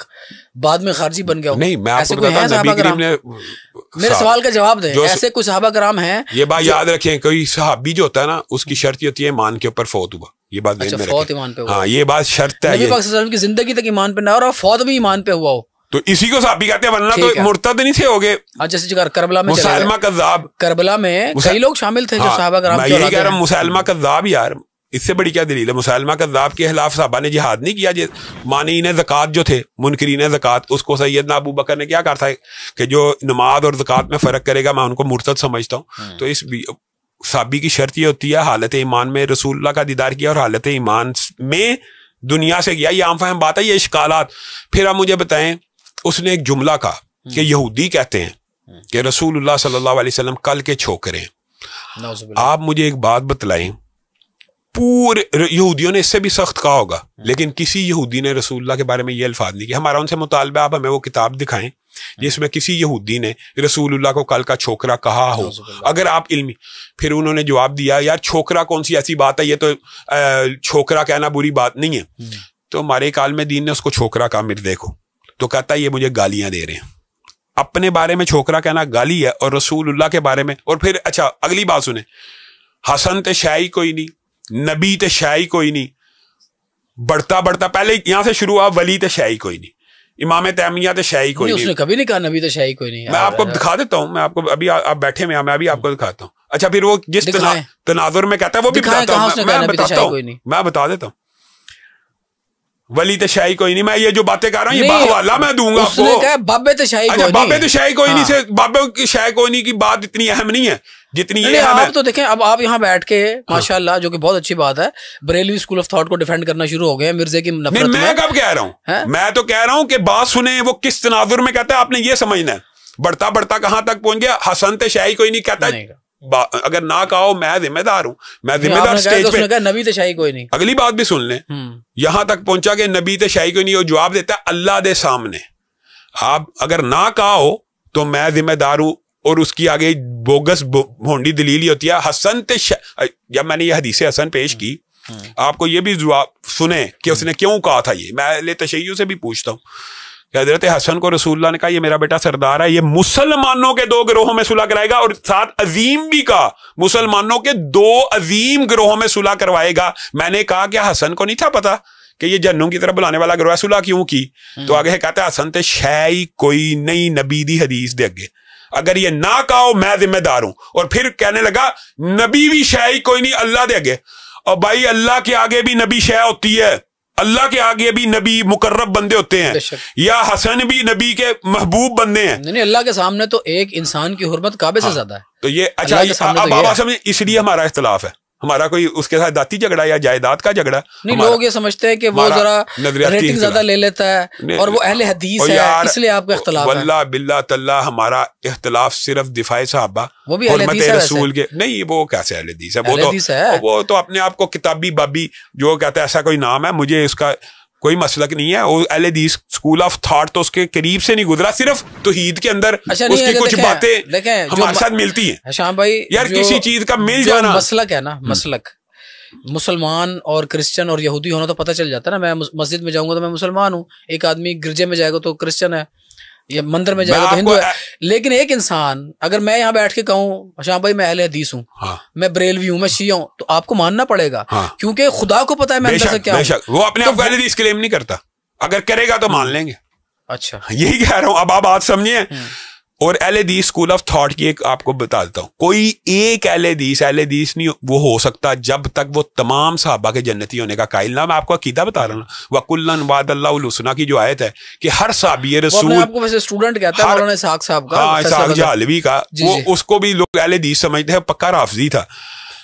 ہاں پکا رافضی تھا, یعنی صحابہ کے بارے میں آپ کو عقیدہ بتا رہا ہوں. یعنی جو اہل بیت کی محبت میں سرشار ہو جائے گا اس کو آپ رافضی کہہ دیں گے؟ نہیں, جو کسی ایک صحابی کو بے ایمان یا منافق کہے گا ہم اس کو رافضی کہتے ہیں. یہ فرق ذرا سمجھ لیں. منافق اور نہیں کسی کو کہا, وہ اپنی ریسرچ بیان کرتا ہے بیچارہ. اور اس دور میں کیمرے تھے لیکن اتنی ایکسس نہیں تھی جو بندہ یہ سمجھتا ہے کہ سیدنا امیر معاویہ جہنم کی طرف بلانے والے ہیں, خالد بن ولید ایسے تھے, ابو سفیان ایسے تھے, فلاں ایسے تھا. اہل حدیث کی میں آپ کو نشانی بتا رہا ہوں نا مسلمہ, کہ کوئی آپ نے کہا ہے کہ ہر صحابی رسول جنتی, جو جس کا یہ عقیدہ وہ اہل حدیث ہے. وہ تو نبی پاک صلی اللہ علیہ وسلم کیا گئے نا کون کون جنتی ہے, مطلب عشرہ مبشرہ میں نام بھی بتا گئے, وہ ہے معین جنتی. اچھا یہ قرآن پاک نہیں پڑھا, وَكُلًّا وَعَدَ اللَّهُ الْحُسْنَى, اے اللہ کے رسول ان سب صحابہ کے ساتھ میں نے جنت کا وعدہ کیا. اللہ نے کہا رضی اللہ عنہم ورضوا, اس کے اندر تخصیص تو نہیں ہے, اس کے اندر ہر صحابی رسول جنتی ہے, ہر صحابی رسول جنتی ہے. یہی عقیدے کا ڈفرنس سمجھ, جب تک آپ پرابلم نہیں نہ سمجھیں گے مسئلہ حل نہیں ہوگا. یہ مرزا جہلمی اور اسحاق جہلوی کہتے ہیں کہ اہل حدیث سارے صحابہ کو جنتی مانتے ہیں. جہلوی کا مطلب کیا ہے؟ اسحاق جہلوی, ہاں کیا مطلب جہلوی کا کیا مطلب ہے؟ جو آپ نے اسحاق جہلوی کی بات کی ہے اس کا نام اسحاق جہلوی ہی ہے. اچھا, آپ شاید جہالت سے رہے ہیں. وہ جھال والا ایک گاؤں ہے. جی جی مجھے پتا ہے. ہاں تو اب بات سمجھیں, وہ ہے ویسے اسم با مسمى ہی. تو اسحاق جہلوی صاحب یا مرزا جہلمی صاحب اپنے آپ کو اہل حدیث کہتے رہے ہیں, ویسے نہیں کہا. اسحاق جہلوی اور مرزا جہلمی کا یہ نقطہ نظر ہے کہ اہل حدیثوں کے ہم قریب ہیں اور اہل حدیث ہمارا اتفاق ہو جائے گا. یہ جو 12-13 ہے نا, 12-13 صحابی, ان کو اگر یہ برا مان لیں, کیوں مان لیں جن کو اللہ نے اچھا ماننا ہے. اچھا پھر آگے سے ایک دفعہ عجیب بات کرتا ہے, کہتا ہے رضی اللہ تو میں کہہ لیتا ہوں, رضی اللہ تو میں کہتا ہوں, لیکن اور یار اللہ کے الفاظ کہہ رہا ہے کہ رضی اللہ نے کہا ہے, اللہ ان سے راضی ہے, تو ناراض ہو جائے گا تو کیا فرق پڑ جائے گا. تو ہم یہ 12-13 کی تخصیص کے قائل نہیں ہیں. اہل حدیث وہی ہے جو سارے صحابہ کو جنتی مانگے گا. جو میں کہتا ہوں اس کی ایک دلیل ہے قرآن کی, اور حدیث آپ کو رکھتا ہوں, کوئی ایک دلیل سن لیں آپ کو یاد آ جائے گی. تعلیم بھی فرما دیں, اسی میں فائدہ ہو جائے گا ہمیں. یہ رضی اللہ اور علیہ السلام میں فرق ذرا پلیز بتا دیں. وہ یہ بھی بتاتا ہوں ایک, لیکن جدوی ایک بات ہے, کوئی مسلمان میں آپ کو کافر کہوں یا آپ مجھے کافر کہیں, صحیح حدیث ہے, نہیں بری بات نہیں ہے یار, یہ مسئلہ عقیدے کا. تو رسول اللہ صلی اللہ علیہ وسلم نے فرمایا دونوں میں سے ایک ہو جاتا ہے. اگر میں نے آپ کو سچا کہا تو آپ ہو گئے, اگر آپ کو غلط کہا تو میں نے جو جھوٹا بہتان باندھا میں ہو گیا. بالکل ایسے ہی. اب ایمانداری سے بتائیے کہ جو بندہ ایک صحابی کو بے ایمان کے, بری بات ہے, بہت بری بات ہے. بری بات نہیں ہے, وہ بے ایمان ہے. یعنی ایک مسلمان کو بے ایمان کہنے سے بندہ بے ایمان ہوتا ہے, صحابی کو کہنے سے نہیں ہوتا. یار اس کے بارے میں اتنا فرا دل نہ رکھے. میں یہ کہتا ہوں اگر مرزا جہلمی یا اسحاق جہلوی کسی ایک صحابی کو بے ایمان کہتے ہیں, وہ دنیا کے سب سے بڑے بے ایمان ہیں, اور قرآن کی آیت ہے. یہ بعض صحابی کربلا کے اندر موجود تھے, ایک صحابی بھی نہیں تھا موجود. ان کی اولادیں یار, پھر ابھی آپ نے بدل لیا بات, ان کی اولادیں یار صحابی اور اولادیں یار, پھر وہی بات صحابی کی لفظ کی بات. سعد بن ابی وقاص کا بیٹا تھا, اور نہیں ہے, وہ بھی نہیں ہے, وہ ایک الگ بحث ہے. لیکن سعد نہیں تھا, عمر کی جو بات ہے وہ ایک الگ بحث ہے. وہ اگر میں عمر عاص نہیں کہہ رہا, میں عمر سعد کہہ رہا ہوں. ہم اس کے اوپر بھی ڈیبیٹ کر لیں گے اگر آپ کا دل کرے گا, لیکن صحابی رسول تو میں کسی وقت آپ کو مناظرہ کسی سے کرا دوں گا. صحابی رسول کے اوپر جب بھی بات آئے گی اس کے بارے میں آپ یہ دیکھیں نا, یہ آپ نے اگر کوئی بات آپ نے اس کو تھوڑا سا اگر چانس دیا کہ یار ایک صحابی کو برا مان لو, بھائی ایک کو ماننے سے بھی ایمان چلا جاتا ہے. نہیں میں کب کہہ رہا ہوں ایک کو برا مان لو, میں تو کہہ رہا ہوں ان کو برا مان لو جو کربلا میں جنہوں نے قتل کیا. میں یہ کہتا ہوں جس نے سیدنا حسین کو قتل کیا وہ جہنمی ہے, بے ایمان ہے, لعنتی ہے, ہمیں اس پہ کوئی اعتراض نہیں. لیکن آپ کہیں کہ وہ جس کون ہے, وہ صحابی ہے. نہیں میں آپ سے اگر وہ صحابی ہوگا, ہم سے جب آپ پوچھیں گے, ہم تو سیدنا عمار کے قاتل کو خارجی سمجھتے ہیں. اہل سنت کا اجماع ہے, صرف اہل حدیث کا نہیں, دیوبندی بریلوی سب کا, کہ وہ خارجی تھے. اسی طرح سیدنا زبیر کا قاتل بھی, اگرچہ وہ حضرت علی کے گروہ میں تھا تو کیا اس کا ذمہ حضرت علی کے اوپر ہے؟ اگر وہ عمار بن یاسر کا قاتل سیدنا امیر معاویہ کے گروہ میں تھا, ان کے اوپر ہے. تو یہ باتیں نا, اس طرح کی باتیں کر کے مشکوک, یہ ہمارا اور مرزا جہلمی سے کیا اختلاف ہونا بتائیں, کوئی اختلاف نہیں. اس کے علاوہ کیا اختلاف ہو سکتا ہے؟ اور ابھی آپ نے جو بات کی ہے اس کی میں آپ کو ویڈیوز بھیج دیتا ہوں کہ حسن تشیعی کوئی نہیں، فلاں تشیعی کوئی نہیں، بھیج دیتا. آپ اہل تشیعوں کو کافر سمجھتے ہیں؟ میں ہر اس بندے کے ایمان کا قائل. آپ ایک تو نا جواب دیتے ہیں گوگلی والے انداز میں. نہیں، میں سیدھی بات کرتا ہوں. گوگلی پتہ کیا ہوتی ہے؟ گوگلی ہوتی ہے لیگ بریک، جاتی ہے آف بریک. میں نے آپ سے پوچھا ہے کہ آپ اہل تشیعوں کو کافر سمجھتے ہیں؟ آپ مجھے ایک بات بتائیں، اس کا جو جواب ہے کسی کی معین تکفیر کرنا جائز ہے اسلام میں؟ بالکل بھی نہیں ہے، حرام ہے. اسی لیے آپ سے پوچھا ہے. حرام ہے کہ میں نے تو لگی لپٹ نہیں رکھی. میں نے بھی نہیں لگی لپٹ رکھی. جو بھی کلمہ گو ہے وہ مسلمان ہے. نہیں، وہ تو کہتے ہیں علی ولی اللہ، لا الہ الا اللہ محمد الرسول اللہ علی ولی اللہ. اب آپ ان کو کافر سمجھتے ہیں کہ مسلمان سمجھتے ہیں؟ ہر کلمہ گو مسلمان ہے، ہم ان کو مسلمان سمجھتے ہیں جب تک یہ کسی صحابی کو کافر نہ. لیکن آپ کے مسلک کے بہت سارے لوگ فتویٰ دے چکے ہیں ان کو کافر ہونے کا. اگلی بات سن لینا. جب تک اہل تشیع میں سے کوئی بندہ کسی صحابی کو کافر یا بے ایمان نہیں سمجھتا وہ ایماندار رہتا ہے. جو علماء کرام این اسلام پہ جو لوگ قائم ہوں، جو اہل بیت کی محبت میں سرشار ہوں، ان کو کافر کہیں، ان علماء کرام کے بارے میں آپ کی کیا رائے ہے؟ حدیث آپ کے سامنے رکھیے، جو کسی مسلمان کو کافر کے بہت کافر ہوتا ہے. آپ کے مسلک کے بہت سارے لوگ ان کو کافر کہتے ہیں. ایک بندہ بھی آپ نہیں ثابت کر سکتے. اہل حدیث تو تکفیری ہوتا ہی نہیں. اہل حدیث تو معین تکفیر کے خلاف ہیں. میں آپ کو ایک بات بتاتا ہوں، کتنی عام فہم آپ کو کلیہ بتایا. جو کسی صحابی کو کافر کہے گا یا صحابی کو بے ایمان کہے گا وہ خود کافر بے ایمان ہے. جب تک کلمہ گو مسلمان کسی صحابی کو کافر نہیں کہتا وہ مسلمان رہتا ہے. جب تک کلمہ گو مسلمان کسی دوسرے مسلمان کو کافر نہیں کہتا وہ مسلمان رہتا ہے. اس لیے ہم اہل تشیع ہو بریلوی ہو سب کلمہ گو مسلمان کو مسلمان سمجھتے ہیں. ہم سب کو مسلمان سمجھتے ہیں. آپ کے والد صاحب کے اللہ تعالیٰ درجات بلند فرمائے، یقیناً وہ جنت الفردوس میں ہوں گے، نیک انسان تھے. آپ بھی ان کا قاتل اہل تشیعوں کو سمجھتے ہیں؟ بے شک. ٹھیک ہے، سمجھتے ہیں نا. تو آپ مجھے یہ بتائیں کہ آپ کو اہل تشیعوں سب سے شاکونی بیان، ہاں، آپ کو اہل تشیعوں کے عقائد پہ اعتراض ہے یا ان کی رسومات پہ اعتراض ہے؟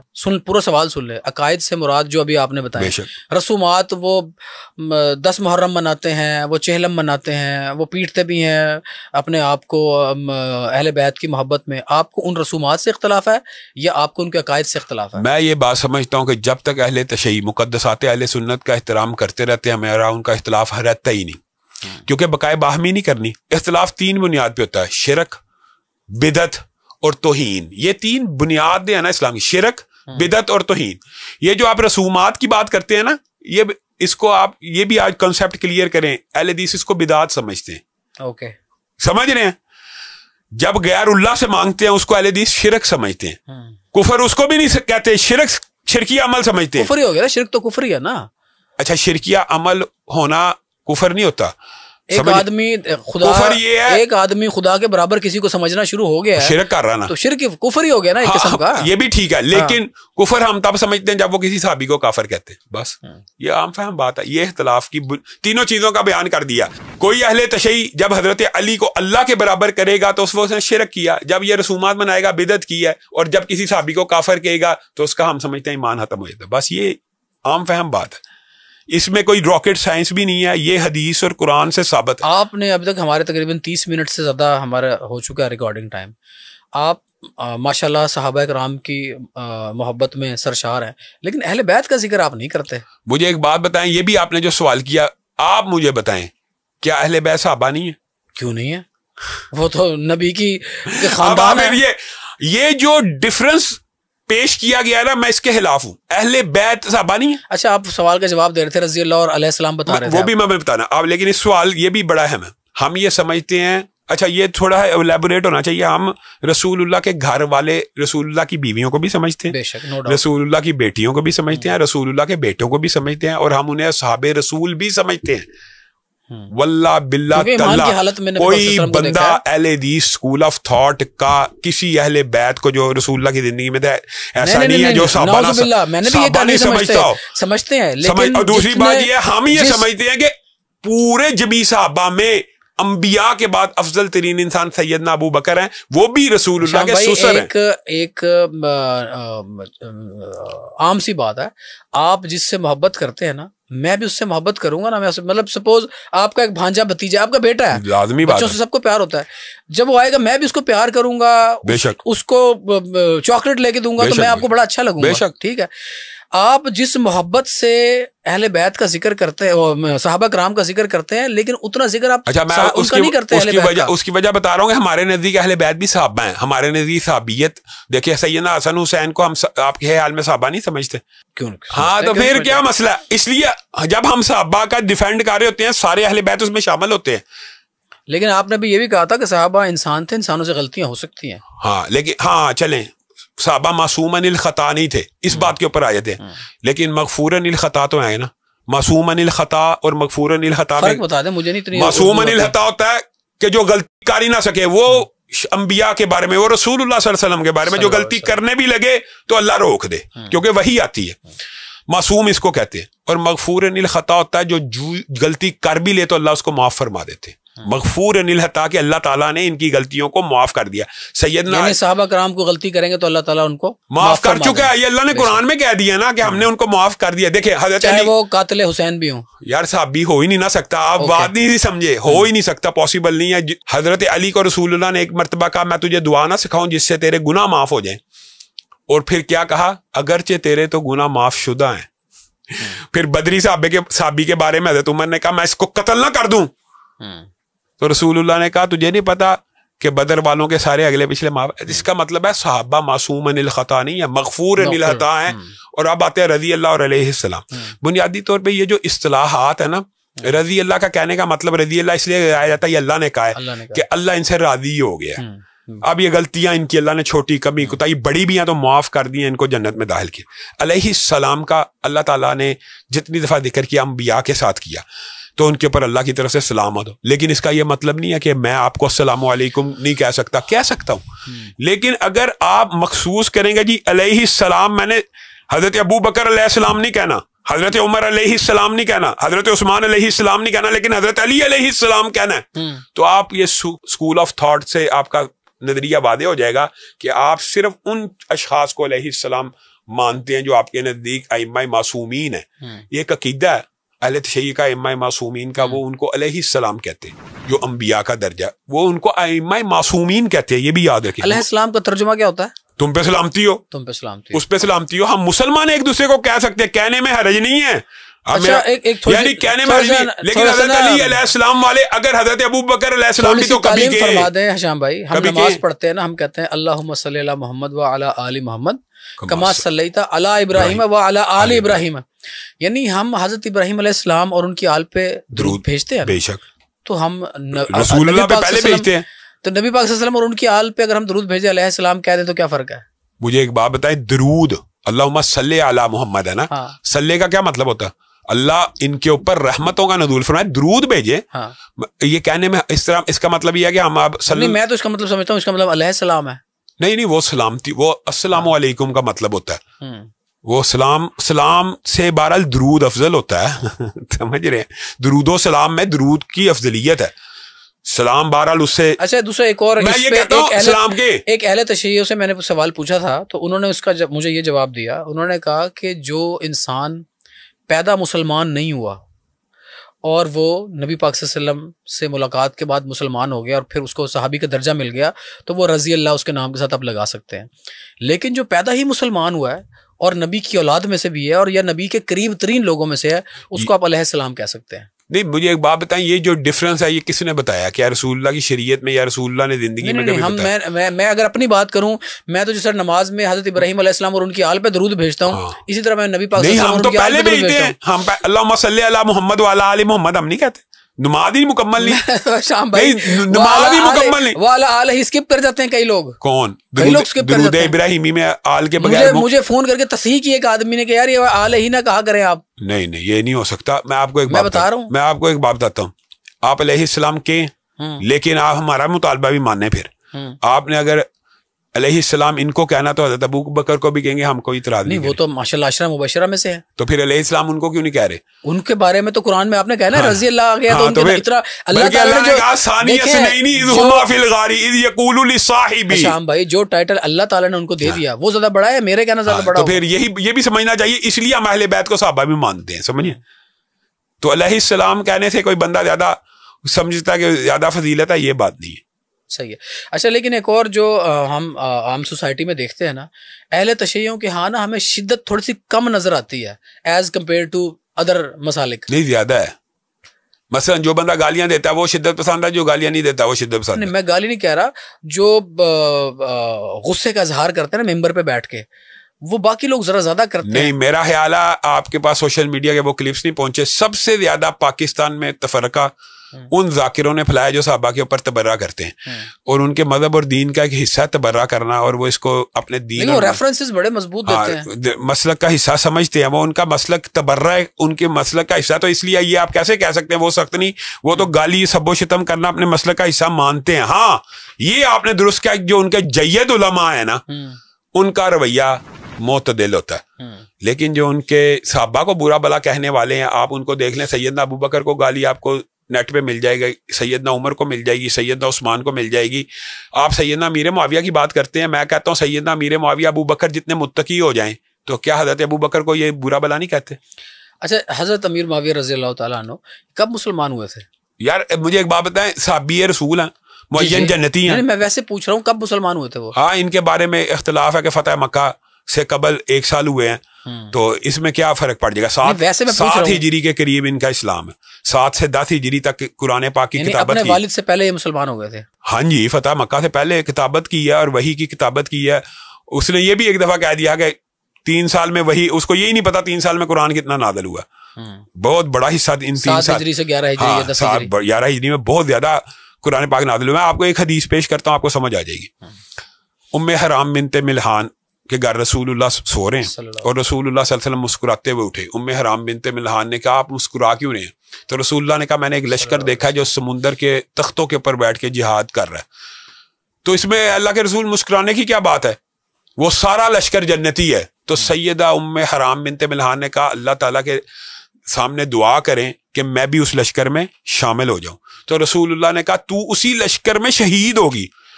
اب ام حرام بنت ملحان زندہ ہیں اور ان کو صحابہ کیا کہتے تھے؟ شہیدہ بحر, کہ آپ سمندری جہاد میں شہید ہوں گی, اور آپ اس سمندری جہاد میں شہید ہوئی جس کی قیادت سیدنا امیر معاویہ, امیر بحر, ایڈمرل جس کو کہتے ہیں, یعنی سیدنا امیر معاویہ تو معین جنتی ہیں, معین بالکل, یعنی رسول اللہ نے نام لے کے تاکہ امت کو اشکال نہ رہے. ان کے دور اور حجاج بن یوسف بڑی فتوحات ہیں. ہاں نہیں فتوحات کو چھوڑیں, ایک بندے کو رسول اللہ معین جنتی کہہ رہے ہیں, شہیدہ بحر ان کے لشکر میں شامل ہوئی ہے, پھر ہمیں کیا اعتراض ہے؟ یہ بتائیں آج موجودہ دور کا ہو یا تاریخ میں کوئی ہو, ایک حاکم شراب پیتا ہو اور اسی حالت میں ممبر پہ بھی آ جائے اور نماز بھی پڑھانا, وہ بڑا بدبخت اور لانتی ہے. لیکن یہ ثابت تو کرے نا شراب پیتا اور ممبر پہ آیا, وہ ملعون ہے. اگر کوئی کر اس دور میں, کیا آج کے دور میں ساری زندگی ایسا ہی ہے. یہ اصل میں راؤ صاحب یہ اختلافات ہیں بنیادی طور پہ کہ ہم یہ سمجھتے ہیں یہ جو صحابہ اصحاب رسول اور فلاں فلاں جگہ پہ کیچڑ اچھالا گیا, یہ جھوٹ اور من گڑت روایات اور استدلال باطل کے ذریعے اڑایا گیا. جب اللہ کے رسول نے ان کو ٹائٹل دے دیا کہ یہ رسول اللہ کی صحیح حدیث ہے, جس نے مجھے دیکھا جس آنکھ نے, یہ حدیث یاد نہیں رہتی ہے, جس آنکھ نے مجھے دیکھا اس آنکھ کے اوپر جہنم کی آگ حرام ہے حالت ایمان میں, اور حالت ایمان میں فوت ہونا شرط ہے. اسی طرح جس نے صحابی رسول کو حالت ایمان میں دیکھا اور حالت ایمان میں فوت ہوا اس کے اوپر بھی جہنم کی آگ حرام. اچھا آپ نے دین اور سیاست کی بات کی تھی, تو ہم تقریباً میرے خیال ہے 56-57 اسلامی ممالک ہیں. اقبال نے بھی کہا جدا ہو دین سیاست سے تو رہ جاتی ہے چنگیزی. دوسری طرف اگر دیکھیں آج کا نوجوان کہتا ہے اور وہ بڑا ریشنلی کہتا ہے جو ہو دین سیاست میں تو چنگیزی ہی چنگیزی. پورا سوال سن لیں ذرا, پورا سوال سن لیں. جتنی بھی آج کے دور میں پچھلے 50 سالوں سے لگا کے اٹھا کے دیکھ لیں, جتنی فلاحی ریاستیں ہیں ایک بھی مسلمان فلاحی ریاست نہیں ہے. ساری کی ساری کافر ریاستیں فلاحی ریاستیں ہیں, چاہے اسکینڈینیوین کنٹریز ہوں, کینیڈا ہو, آسٹریلیا ہو, یورپ کے ممالک ہوں. تو آج کے نوجوان کو آپ کیسے قائل کریں گے کہ دین کو اگر آپ سیاست میں لے آئیں گے تو جناب آپ فلاحی ریاست بنا پائیں گے, جبکہ دوسری طرف بڑے بڑے امیر ترین اسلامی ممالک کے پاس بڑا بڑا پیسہ ہے, وہ فلاحی ریاستیں نہیں بنا پائے اور نظر بھی نہیں آ رہا کہ آگے بنائیں گے. آپ اس کی کیا وجہ سمجھتے ہیں؟ میں آپ کو ایک بڑی عام فہم مثال دیتا ہوں. یہ پانی ہے, یہ فارمولا H2O کا, 2 ہائیڈروجن کے ایٹم اور 1 آکسیجن کا ایٹم جب بھی ملے گا پانی بنے گا. رسول اللہ صلی اللہ علیہ وسلم کی شریعت جب بھی نافذ ہوگی یہ وقت اور مکان اور خطے کی محتاج نہیں ہے. رسول اللہ کی شریعت حدیث کے الفاظ ہیں, قرآن پاک کے الفاظ ہیں, آیات متعدد ہیں. جب بھی اللہ کا حکم زمین پہ نازل ہوگا, جب بھی اللہ کی شریعت زمین پہ نازل ہوگی, معاشرے میں امن آئے گا, معاشرے میں ترقی آئے گی, معاشرے میں معیشت بہتر ہوگی. یہ فارمولہ ہے. یہ نہیں ہے کہ ایک دفعہ کامیاب ہوا تو اگلی دفعہ نہیں ہوگا. اگلی دفعہ ہوا تھا 1400 سال پہلے کا, یہ تجربہ کامیاب تھا خلافت راشدہ کا, دوبارہ وہ سسٹم آئے گا, کامیاب نہیں ہوگا. یہ دین اور شریعت کو نہ سمجھنے کا ایک نتیجہ ہے. پاکستان میں آپ نے بات کی ہے, سعودی عرب دیکھ لیں. آپ نے کہا فلاحی ریاستیں نہیں, میں یہ سمجھتا ہوں کہ سعودی عرب میں یا جتنے عرب ممالک میں آج بھی حدود اللہ قائم ہے. حدود اللہ سمجھتے ہیں نا, یعنی جرائم کی وہ سزائیں جو شریعت نے مقرر کی ہیں. یہ ایک جز ہے, یہ پورا دین نہیں ہے, یہ دین کا ایک جز ہے, صرف وہ نافذ ہے. تو رسول اللہ کی حدیث ہے کہ جہاں پہ ایک حد اللہ کی لگتی ہے نا, تو 40 دن تک متواتر رحمت کی بارش اس سے زیادہ برکتیں نازل ہوتی ہیں. آپ یہ سمجھتے ہیں کہ کیا سعودیہ کے لوگ ہمارے سے زیادہ انٹیلیجنٹ ہیں یا دبئی کے لوگ؟ میرا سوال تو میں بتا رہا ہوں, سعودی عرب کی معیشت مضبوط ہے کہ نہیں؟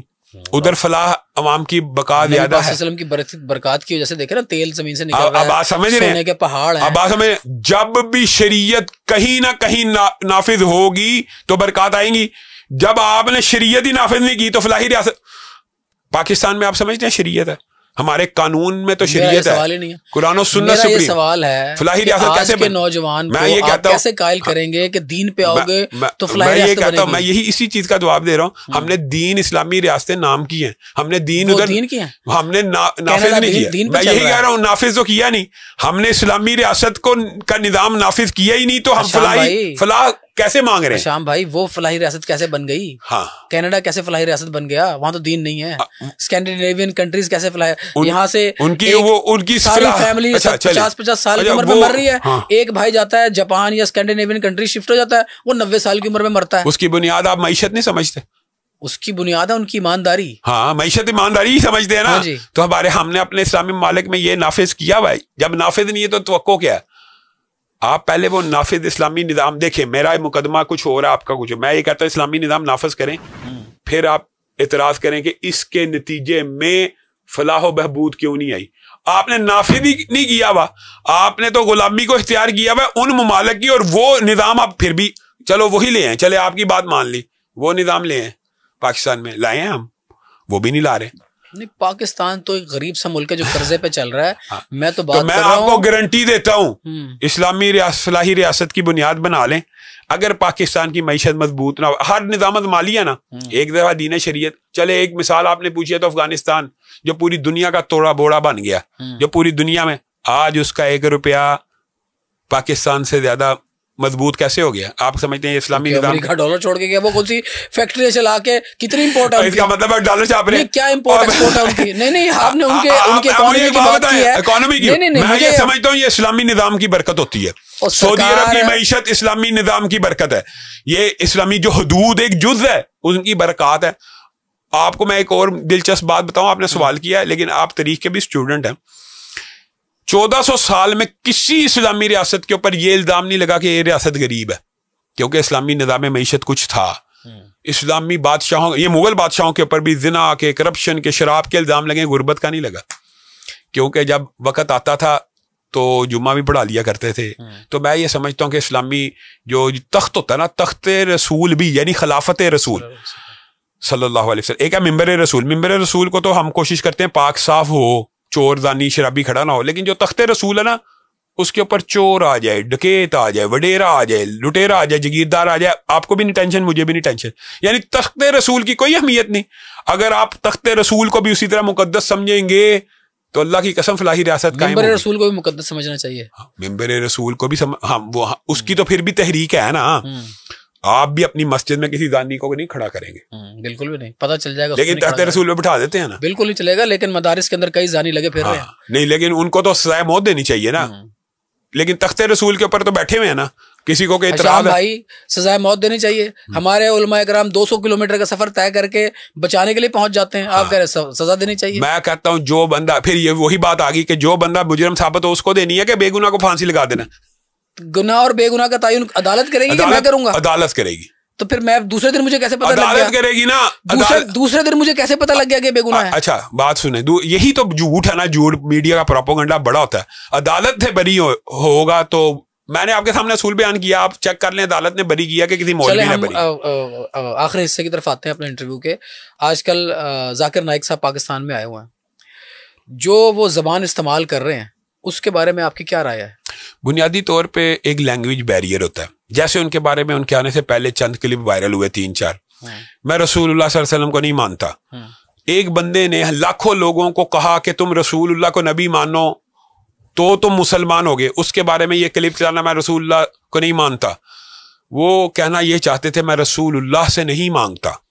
اب ایک اس کے میں لینگویج بیریئر کی بات نہیں کر رہا. لینگویج بیریئر تو جیسا میں نے بھی کہہ دیا تھا، مجھے اس کا مطلب بتا دیں. میں وہ نہیں کہہ رہا، یہ مسائل ہے لینگویج بیریئر ہے ان کے. ایک لڑکی نے بڑا ریلیونٹ سوال پوچھا. اس نے کہا میں لکی مروت کی رہنے والی ہوں، پلیز میری زبان تھوڑی سی، میں پٹھان لہجے میں وہ بات کر رہی تھی کہ مجھے معاف کیجیے گا اگر آپ کو میری بات سمجھ نہ آئے. تو ساتھ اس نے کہا کہ ہمارے ہاں بڑا اسلامی ماحول ہے، 5 وقت کی لوگ نماز پڑھنے جاتے ہیں، شب جمعہ بھی پابندی سے ہوتا ہے، لوگوں نے داڑیاں بھی رکھی ہوئی ہیں، خواتین گھروں سے باہر عام طور پہ نہیں نکلتی. چلیں آپ یہ سوال مجھ سے پوچھیں. ہاں نہیں میں آپ سے نہیں پوچھ رہا، میں انہوں نے اس کو ایسے سنب کیا اور کہا معافی مانگو. میں اس سوال کا جواب دوں گا، میں اس سوال کا جواب دیتا ہوں. آپ کو نہیں پتا کہ ہمارے معاشرے میں ٹرک ڈرائیور بچہ ساتھ رکھتے ہیں؟ اچھا مجھے ایک بات بتائیں، آپ نے یہ جو لفظ کہا میں ہوتا میں اس کا یہ جواب دیتا یہ اسلامی معاشرہ نہیں ہو سکتا جہاں پہ بچے کے ساتھ ریپ ہوتا. یہ جواب ہے اس سوال کا. اور کیا ہے، آپ ساتھ کہہ رہے ہیں اسلامی معاشرہ، ساتھ کہہ رہے ہیں بچے کے ساتھ ریپ ہوتا ہے. یار اللہ کا خوف کرنا چاہیے. مطلب کہ ریپ کرنے والا معاشرہ اسلامی ہوتا ہے؟ آپ یہ کہیں کہ ہمارا معاشرہ بظاہر ہم اسلامی جمہوریہ پاکستان میں نہیں رہتے؟ ہاں نام کا ہی ہے نا، تو جو بھی ہے دیکھیں آپ بات سمجھے نا. دیکھیں اب آپ بات سمجھیے، میں سمجھتا ہوں بھائی KPK کے اندر نا زیادہ اسلام پریکٹس ہوتا ہے. لیکن آپ اس کو ایک میں مثال دیتا ہوں. میرے گھر میں جی زنا ہوتا ہے لیکن میرا گھر اسلامی ہے، یہ بات کہنا کوئی عقل کی بات ہے؟ تیرا گھر غیر اسلامی ہے یار، تیرے گھر میں اگر زنا ہوتا ہے، اگر شراب پی جاتی ہے، یہ بنیادی طور پہ یہ وہی بات ہے لینگویج بیریئر. اللہ تعالیٰ پردے پڑے رہنے دے، ٹھیک ہے تو زیادہ اچھی بات ہے. بات یہ ہے کہ جہاں پہ زنا ہوتا ہے وہ اسلام نہیں ہے، جہاں پہ شراب پی جاتی ہے وہ اسلام نہیں ہے، جہاں پہ زنا ہوتا ہے وہ مدرسہ بھی نہیں ہے، جہاں پہ زنا ہوتا ہے وہ مسجد بھی نہیں ہے. جبکہ ممبر پہ بھی ممبر کے نیچے بچے کا زنا ہوا، قرآن پاک اوپر اس کو منارے پاکستان پہ ٹانگ دینا چاہیے نا. ٹانگا کیوں نہیں؟ وہ کیپٹل پنشمنٹ اسلام نہیں ہے. پھر اس بچی کو جو جواب دیا، سوال کرنا تو صحابہ کرام کی سنت ہے، وہ لڑکی سنت ادا کر رہی ہے. میں نے اصل میں بنیادی طور پہ اس لڑکی کا دیکھا نہیں ہے، اگر آپ مجھے دکھائیں گے. میں یہ سمجھتا ہوں کہ اگر انہوں نے کسی کے ساتھ سختی کی ہے تو نہیں کرنی چاہیے، لیکن مجھے یہ توقع نہیں ہے کہ وہ ایسے. میں ایک دفعہ نا، میں یہ نہیں بتاتا کون سی کلاس تھی، ہم ایک کلاس میں بیٹھے ہوئے تھے، فرسٹ لیکچر تھا. ایک اسٹوڈنٹ نے سوال کیا، بڑا ریلیونٹ کوشچن کیا، اس کو ٹیچر نے اتنی بری طرح سنب کیا کہ آس پاس والے سب ہو گئے اس ٹیچر سے سوال نہیں کرنا. ہاں یہ بھی ہوتا آپ ممبر رسول پہ بیٹھے ہوئے ہیں، ایک ریلیونٹ سوال کا آپ کو جواب نہیں آتا، یا آپ یہ نہیں کہتے کہ مجھے نہیں آتا. نہیں، اس سوال کا جواب یہ ہونا چاہیے تھا کہ ہمارا منافقانہ معاشرہ ہے. ہاں منافقت ہے، یہ منافقت ہے کہ ایک طرف آپ نے اسلام کا لبادہ اوڑھا ہوا ہے، داڑیاں رکھی ہوئی ہیں، شب جمعہ منا رہے ہیں اور لونڈے رکھے ہوئے ہیں آپ نے ساتھ. یہ حرام ہے، یہ اسلامی نہیں ہے، یہ منافقت ہے. دوسری بات یہ ہے کہ جو آپ یہ بات کر رہے ہیں نا کہ سنب تو کسی صورت نہیں کرنا چاہیے. جب تک ایک بندے نے 40 سال اوپن سیشنز کیے ہیں، سوالوں جواب کے اوپن سیشنز کیے ہیں، تو وہ یہ کنڈیم کر سکتا کہ کسی کوئی سوال نہ کرو. میرے خیال میں یہ غلط فہمی. یہ بھی ہمارا میڈیا بھی مثال دے رہا ہوں، تو ان کو غلط کہنا چاہیے نا. پھر ان کی تصحیح کون کرے گا؟ کس کی؟ ذاکر نائک صاحب کی تصحیح کون کرے گا؟ 40 سال انہوں نے اوپن سیشن لیا نا. یزید کو رحمت اللہ علیہ بھی کہتے ہیں ہمارے بچوں کو سنب بھی کر رہے ہیں، سوال بھی نہیں کرنے دے رہے. نہیں، 40 سال انہوں نے سوال جواب کی نشستیں اٹینڈ کی ہیں، وہ سوال جواب کرنے میں تو انہوں نے اوپن انویٹیشن دیا ہوا ہر ایک کو کیس کریں. ہمیں کیا پتا؟ اوپن انویٹیشن ہمارے سامنے اوپن انویٹیشن میں وہ ایکسپوز ہو گئے. ہمیں نہیں پتا جو ویڈیوز ہم نے دیکھی ہے وہ اوپن انویٹیشن ہوتا تھا یا نہیں ہوتا تھا. یہ ایکسپوز وغیرہ تو ایک سوشل میڈیا کی ٹرم ہے، یہ تو لوگوں نے فیصلہ کرنا ان کا جواب صحیح ہے. میں نہ پڑھاتا بھی ہوں، میں استاد ہوں. آج کا نوجوان ان باتوں سے قائل نہیں ہونے والا. میں آپ کو بتاؤں وہ پتہ کیا سوال کرتا ہے آج کا یار. بات سنیں، ایک بات ہے انہوں نے مزید اپنے آپ کو منوانے کی ابھی ان کی ہے جنہوں نے 12-13 لاکھ بندے مسلمان کیے. سوال سن لیں ذرا آپ, آج کے نوجوان کے سوال ذرا سن لیں. میں یونیورسٹی میں جاتا ہوں, وہ اللہ کے وجود کے بھی قائل نہیں ہے. اگر اس طرح کا عالم دین مسند پہ کھڑا ہو کے نوجوانوں کے سوالوں کے جواب دے گا نا تو خدا نہ خواستہ ہمارے نوجوان ایتھیسٹ بن جائیں گے. وہ پہلے سے ہوتے ہیں آج کل یونیورسٹیوں. ایک لڑکے نے سوال کیا, اس نے کہا کہ میں نا بڑا اچھا انسان ہوں, میں کسی کی ٹانگ نہیں کھینچتا, میں کسی کا برا نہیں چاہتا, لیکن میں خدا پہ بلیو نہیں کرتا, لیکن میں مسلمان بھی ہوں. اس کو بھی انہوں نے کہا معافی مانگو, شٹ اپ کال دی اس کو. میں نے نہیں یہ دیکھا, لیکن دیکھیں ایک بندہ کہتا ہے میں اللہ کو نہیں مانتا. ایسے بچوں کو ریفرنس دے کے قائل کیا جاتا ہے. اللہ کو کال دیں گے نا, وہ کہے گا میں تو بالکل ٹھیک کر رہا ہوں. نہیں, جو بندہ اللہ کو نہیں مانتا اس کا میدان ہو رہا ہے, اس کے لیے الگ دلائل, اس کے لیے ذرا سن لیں. مجھے ایک دفعہ کسی بچے نے سوال پوچھا, اس نے کہا سر ہم ایک کمرے کو سجدہ کرتے ہیں جو پتھر کا بنا ہوا ہے, ہندو ایک بت کو سجدہ کرتے ہیں جو پتھر کا بنا ہوا ہے. اس کو سمجھانے کی ضرورت ہے کہ ہم نہیں کرتے خانہ کعبہ کو سجدہ. ہم نہیں کرتے نا, ہم تو خدا کی علامت ہے. نہیں ہم قبلہ ہے نا, روح کو کرتے ہیں, اللہ کو خدا کی علامت ہے نا, ایک خدا کی علامت نہیں, ہم اللہ کو سجدہ کرتے ہیں. اللہ کا گھر ہے نا, وہ گھر کو پھر نہیں کرتے. آپ بات یہ بھی سمجھے, ہم اللہ کو کرتے ہیں. اللہ نے وہ ایک سمت بتائی ہے کہ اس طرف کرو گے تو مجھ تک پہنچے گا سجدہ. اس سوال کا جواب اس نے یہ دیا کہ یہ بت بھی اللہ کی سمت ہے. ٹھیک ہے, اس کا جواب یہ دیتے ہیں وہ. پھر اگلا سوال وہ کیا پوچھتے ہیں کہ جی آپ رو رو کے دعائیں مانگتے ہیں, اللہ تعالیٰ ہمارا کینسر ٹھیک کر دے, اللہ تعالیٰ ہماری وہ والی بیماری ٹھیک کر دے جو ہمیں نظر نہیں آ رہی, ٹانگ کٹ جائے تو نئی ٹانگ نکلنے کی دعا نہیں مانگتے آپ اللہ تعالیٰ سے, چھپکلی کی نئی دم نکلاتی ہماری ٹانگ کیوں نہیں نکلتی. آج کا نوجوان یہ سوال کرتا ہے. اس طرح کا ملا آپ کھڑا کر دیں گے تو وہ ایتھیسٹ بنائے گا لوگوں کو, مجھے بتائیں ابھی ان کی زندگی میں انہوں نے لوگوں کو مسلمان کیا کہ ایتھیسٹ کیا, یہ بھی تو اعتراض لگا ہوا ہے نا. انہوں نے آپ کہے بنائے گا, ان کی پوری ٹریک ریکارڈ ہے, انہوں نے 14 لاکھ مسلمان کیے, ساتھ یزید کو رحمۃ اللہ علیہ بھی کہا. آپ مجھے بتائیں 14 لاکھ مسلمان کرنا تو ان سے ثابت ہے, ایتھیسٹ بنانا آپ ثابت کریں نا, تو ہم آپ کے ساتھ مل جائیں گے کہ یہ ایتھیسٹ بنا رہے ہیں. یہ ایک دو باتوں کو کبھی نہیں پکڑنا چاہیے, اور میرا خیال ہے کہ اس طرح کا معاملہ نہیں ہے. یہ زیادہ ان کے اوپر میڈیا کے اوپر جو ٹرولنگ ہو رہی ہے یہ غلط ہے. دیکھیں ایک بندے کو اپریشیٹ کرنا چاہیے کہ جی وہ خواتین کو نہیں ٹچ کرنا چاہتا, اس کو اپریشیٹ کرنا کہ اس کو کہنا یار بچیاں تھیں. اچھا چلیں, آپ نے مجھے ایک اور سوال یاد کرا دیا, یہ میں نے دیکھا ٹچ کرنے والا. مجھے بتائیں خواتین کو ٹچ کرنا جائز نہیں. اسلامی اتنا کمال کا کام کر رہی ہے پاکستان میں, ان کے مدارس بھی چل رہے ہیں جمعیت طلبہ عربیہ کے نام سے, ان کے یتیم خانے بھی چل رہے ہیں. آپ ایک بنا لیں یتیم خانہ, یہ جماعت اسلامی کی بات کر رہے ہیں, میں سمجھ گیا ہوں آپ کا. ایک جو سربراہ ہے, ایک یتیم بچی جو 6 مہینے کی عمر میں اس کے دائرے میں آئی ہے, وہ 18 سال کی ہوگی, تو کیا اس کے سر پہ ہاتھ نہیں رکھے گا اس کا سربراہ؟ مجھے ایک بات بتائیں, اس کا سربراہ رکھ رہا ہے, انہوں نے اس کے پر اعتراض کیا کہ اپنے رکھنے پہ کیا. ہر بندے کا تقوی کا لیول فرق ہے. آپ رکھ رہے ہیں, آپ تو بچی سمجھ کے رکھ رہے ہیں, میں نہیں رکھنا چاہتا, میں پابند رکھوں. شام بھائی ایک میسج جاتا ہے, ایک میسج جاتا ہے. مجھے ایک بات ہے, میں پابند رکھوں, میں نے شریعت میں اپنے اوپر میں ایک انون آدمی ہوں, میں کچھ کروں گا لوگوں نے نوٹس نہیں کرنا. جناب صاحب کچھ کریں گے نا, ذاکر نائک صاحب, لوگوں نے نوٹس کرنا ہے, وہ فیس ہے اسلام کا. وہ فیس ہے اسلام کا, مطلب اسلام کا فیس ہے تو وہ غلط اسلام پیش کر دیں. یہ تو غلطی پیش کر دیا انہوں نے. بچی کے سر پہ ہاتھ نہیں رکھوں گا میں. اب سنیں, رسول اللہ صلی اللہ علیہ وسلم کا فرمان ہے جو غیر محرم کو چھونے سے بہتر ہے کیل ٹھوک کے اپنے سر کے اندر ٹھوک دو. اس کو مانا جائے گا کہ اس کی تفسیر ہم یہ نہیں کریں گے کہ وہ نامحرم کے بارے میں انہوں نے غلط نیت سے ہاتھ لگانے پہ کہا ہے.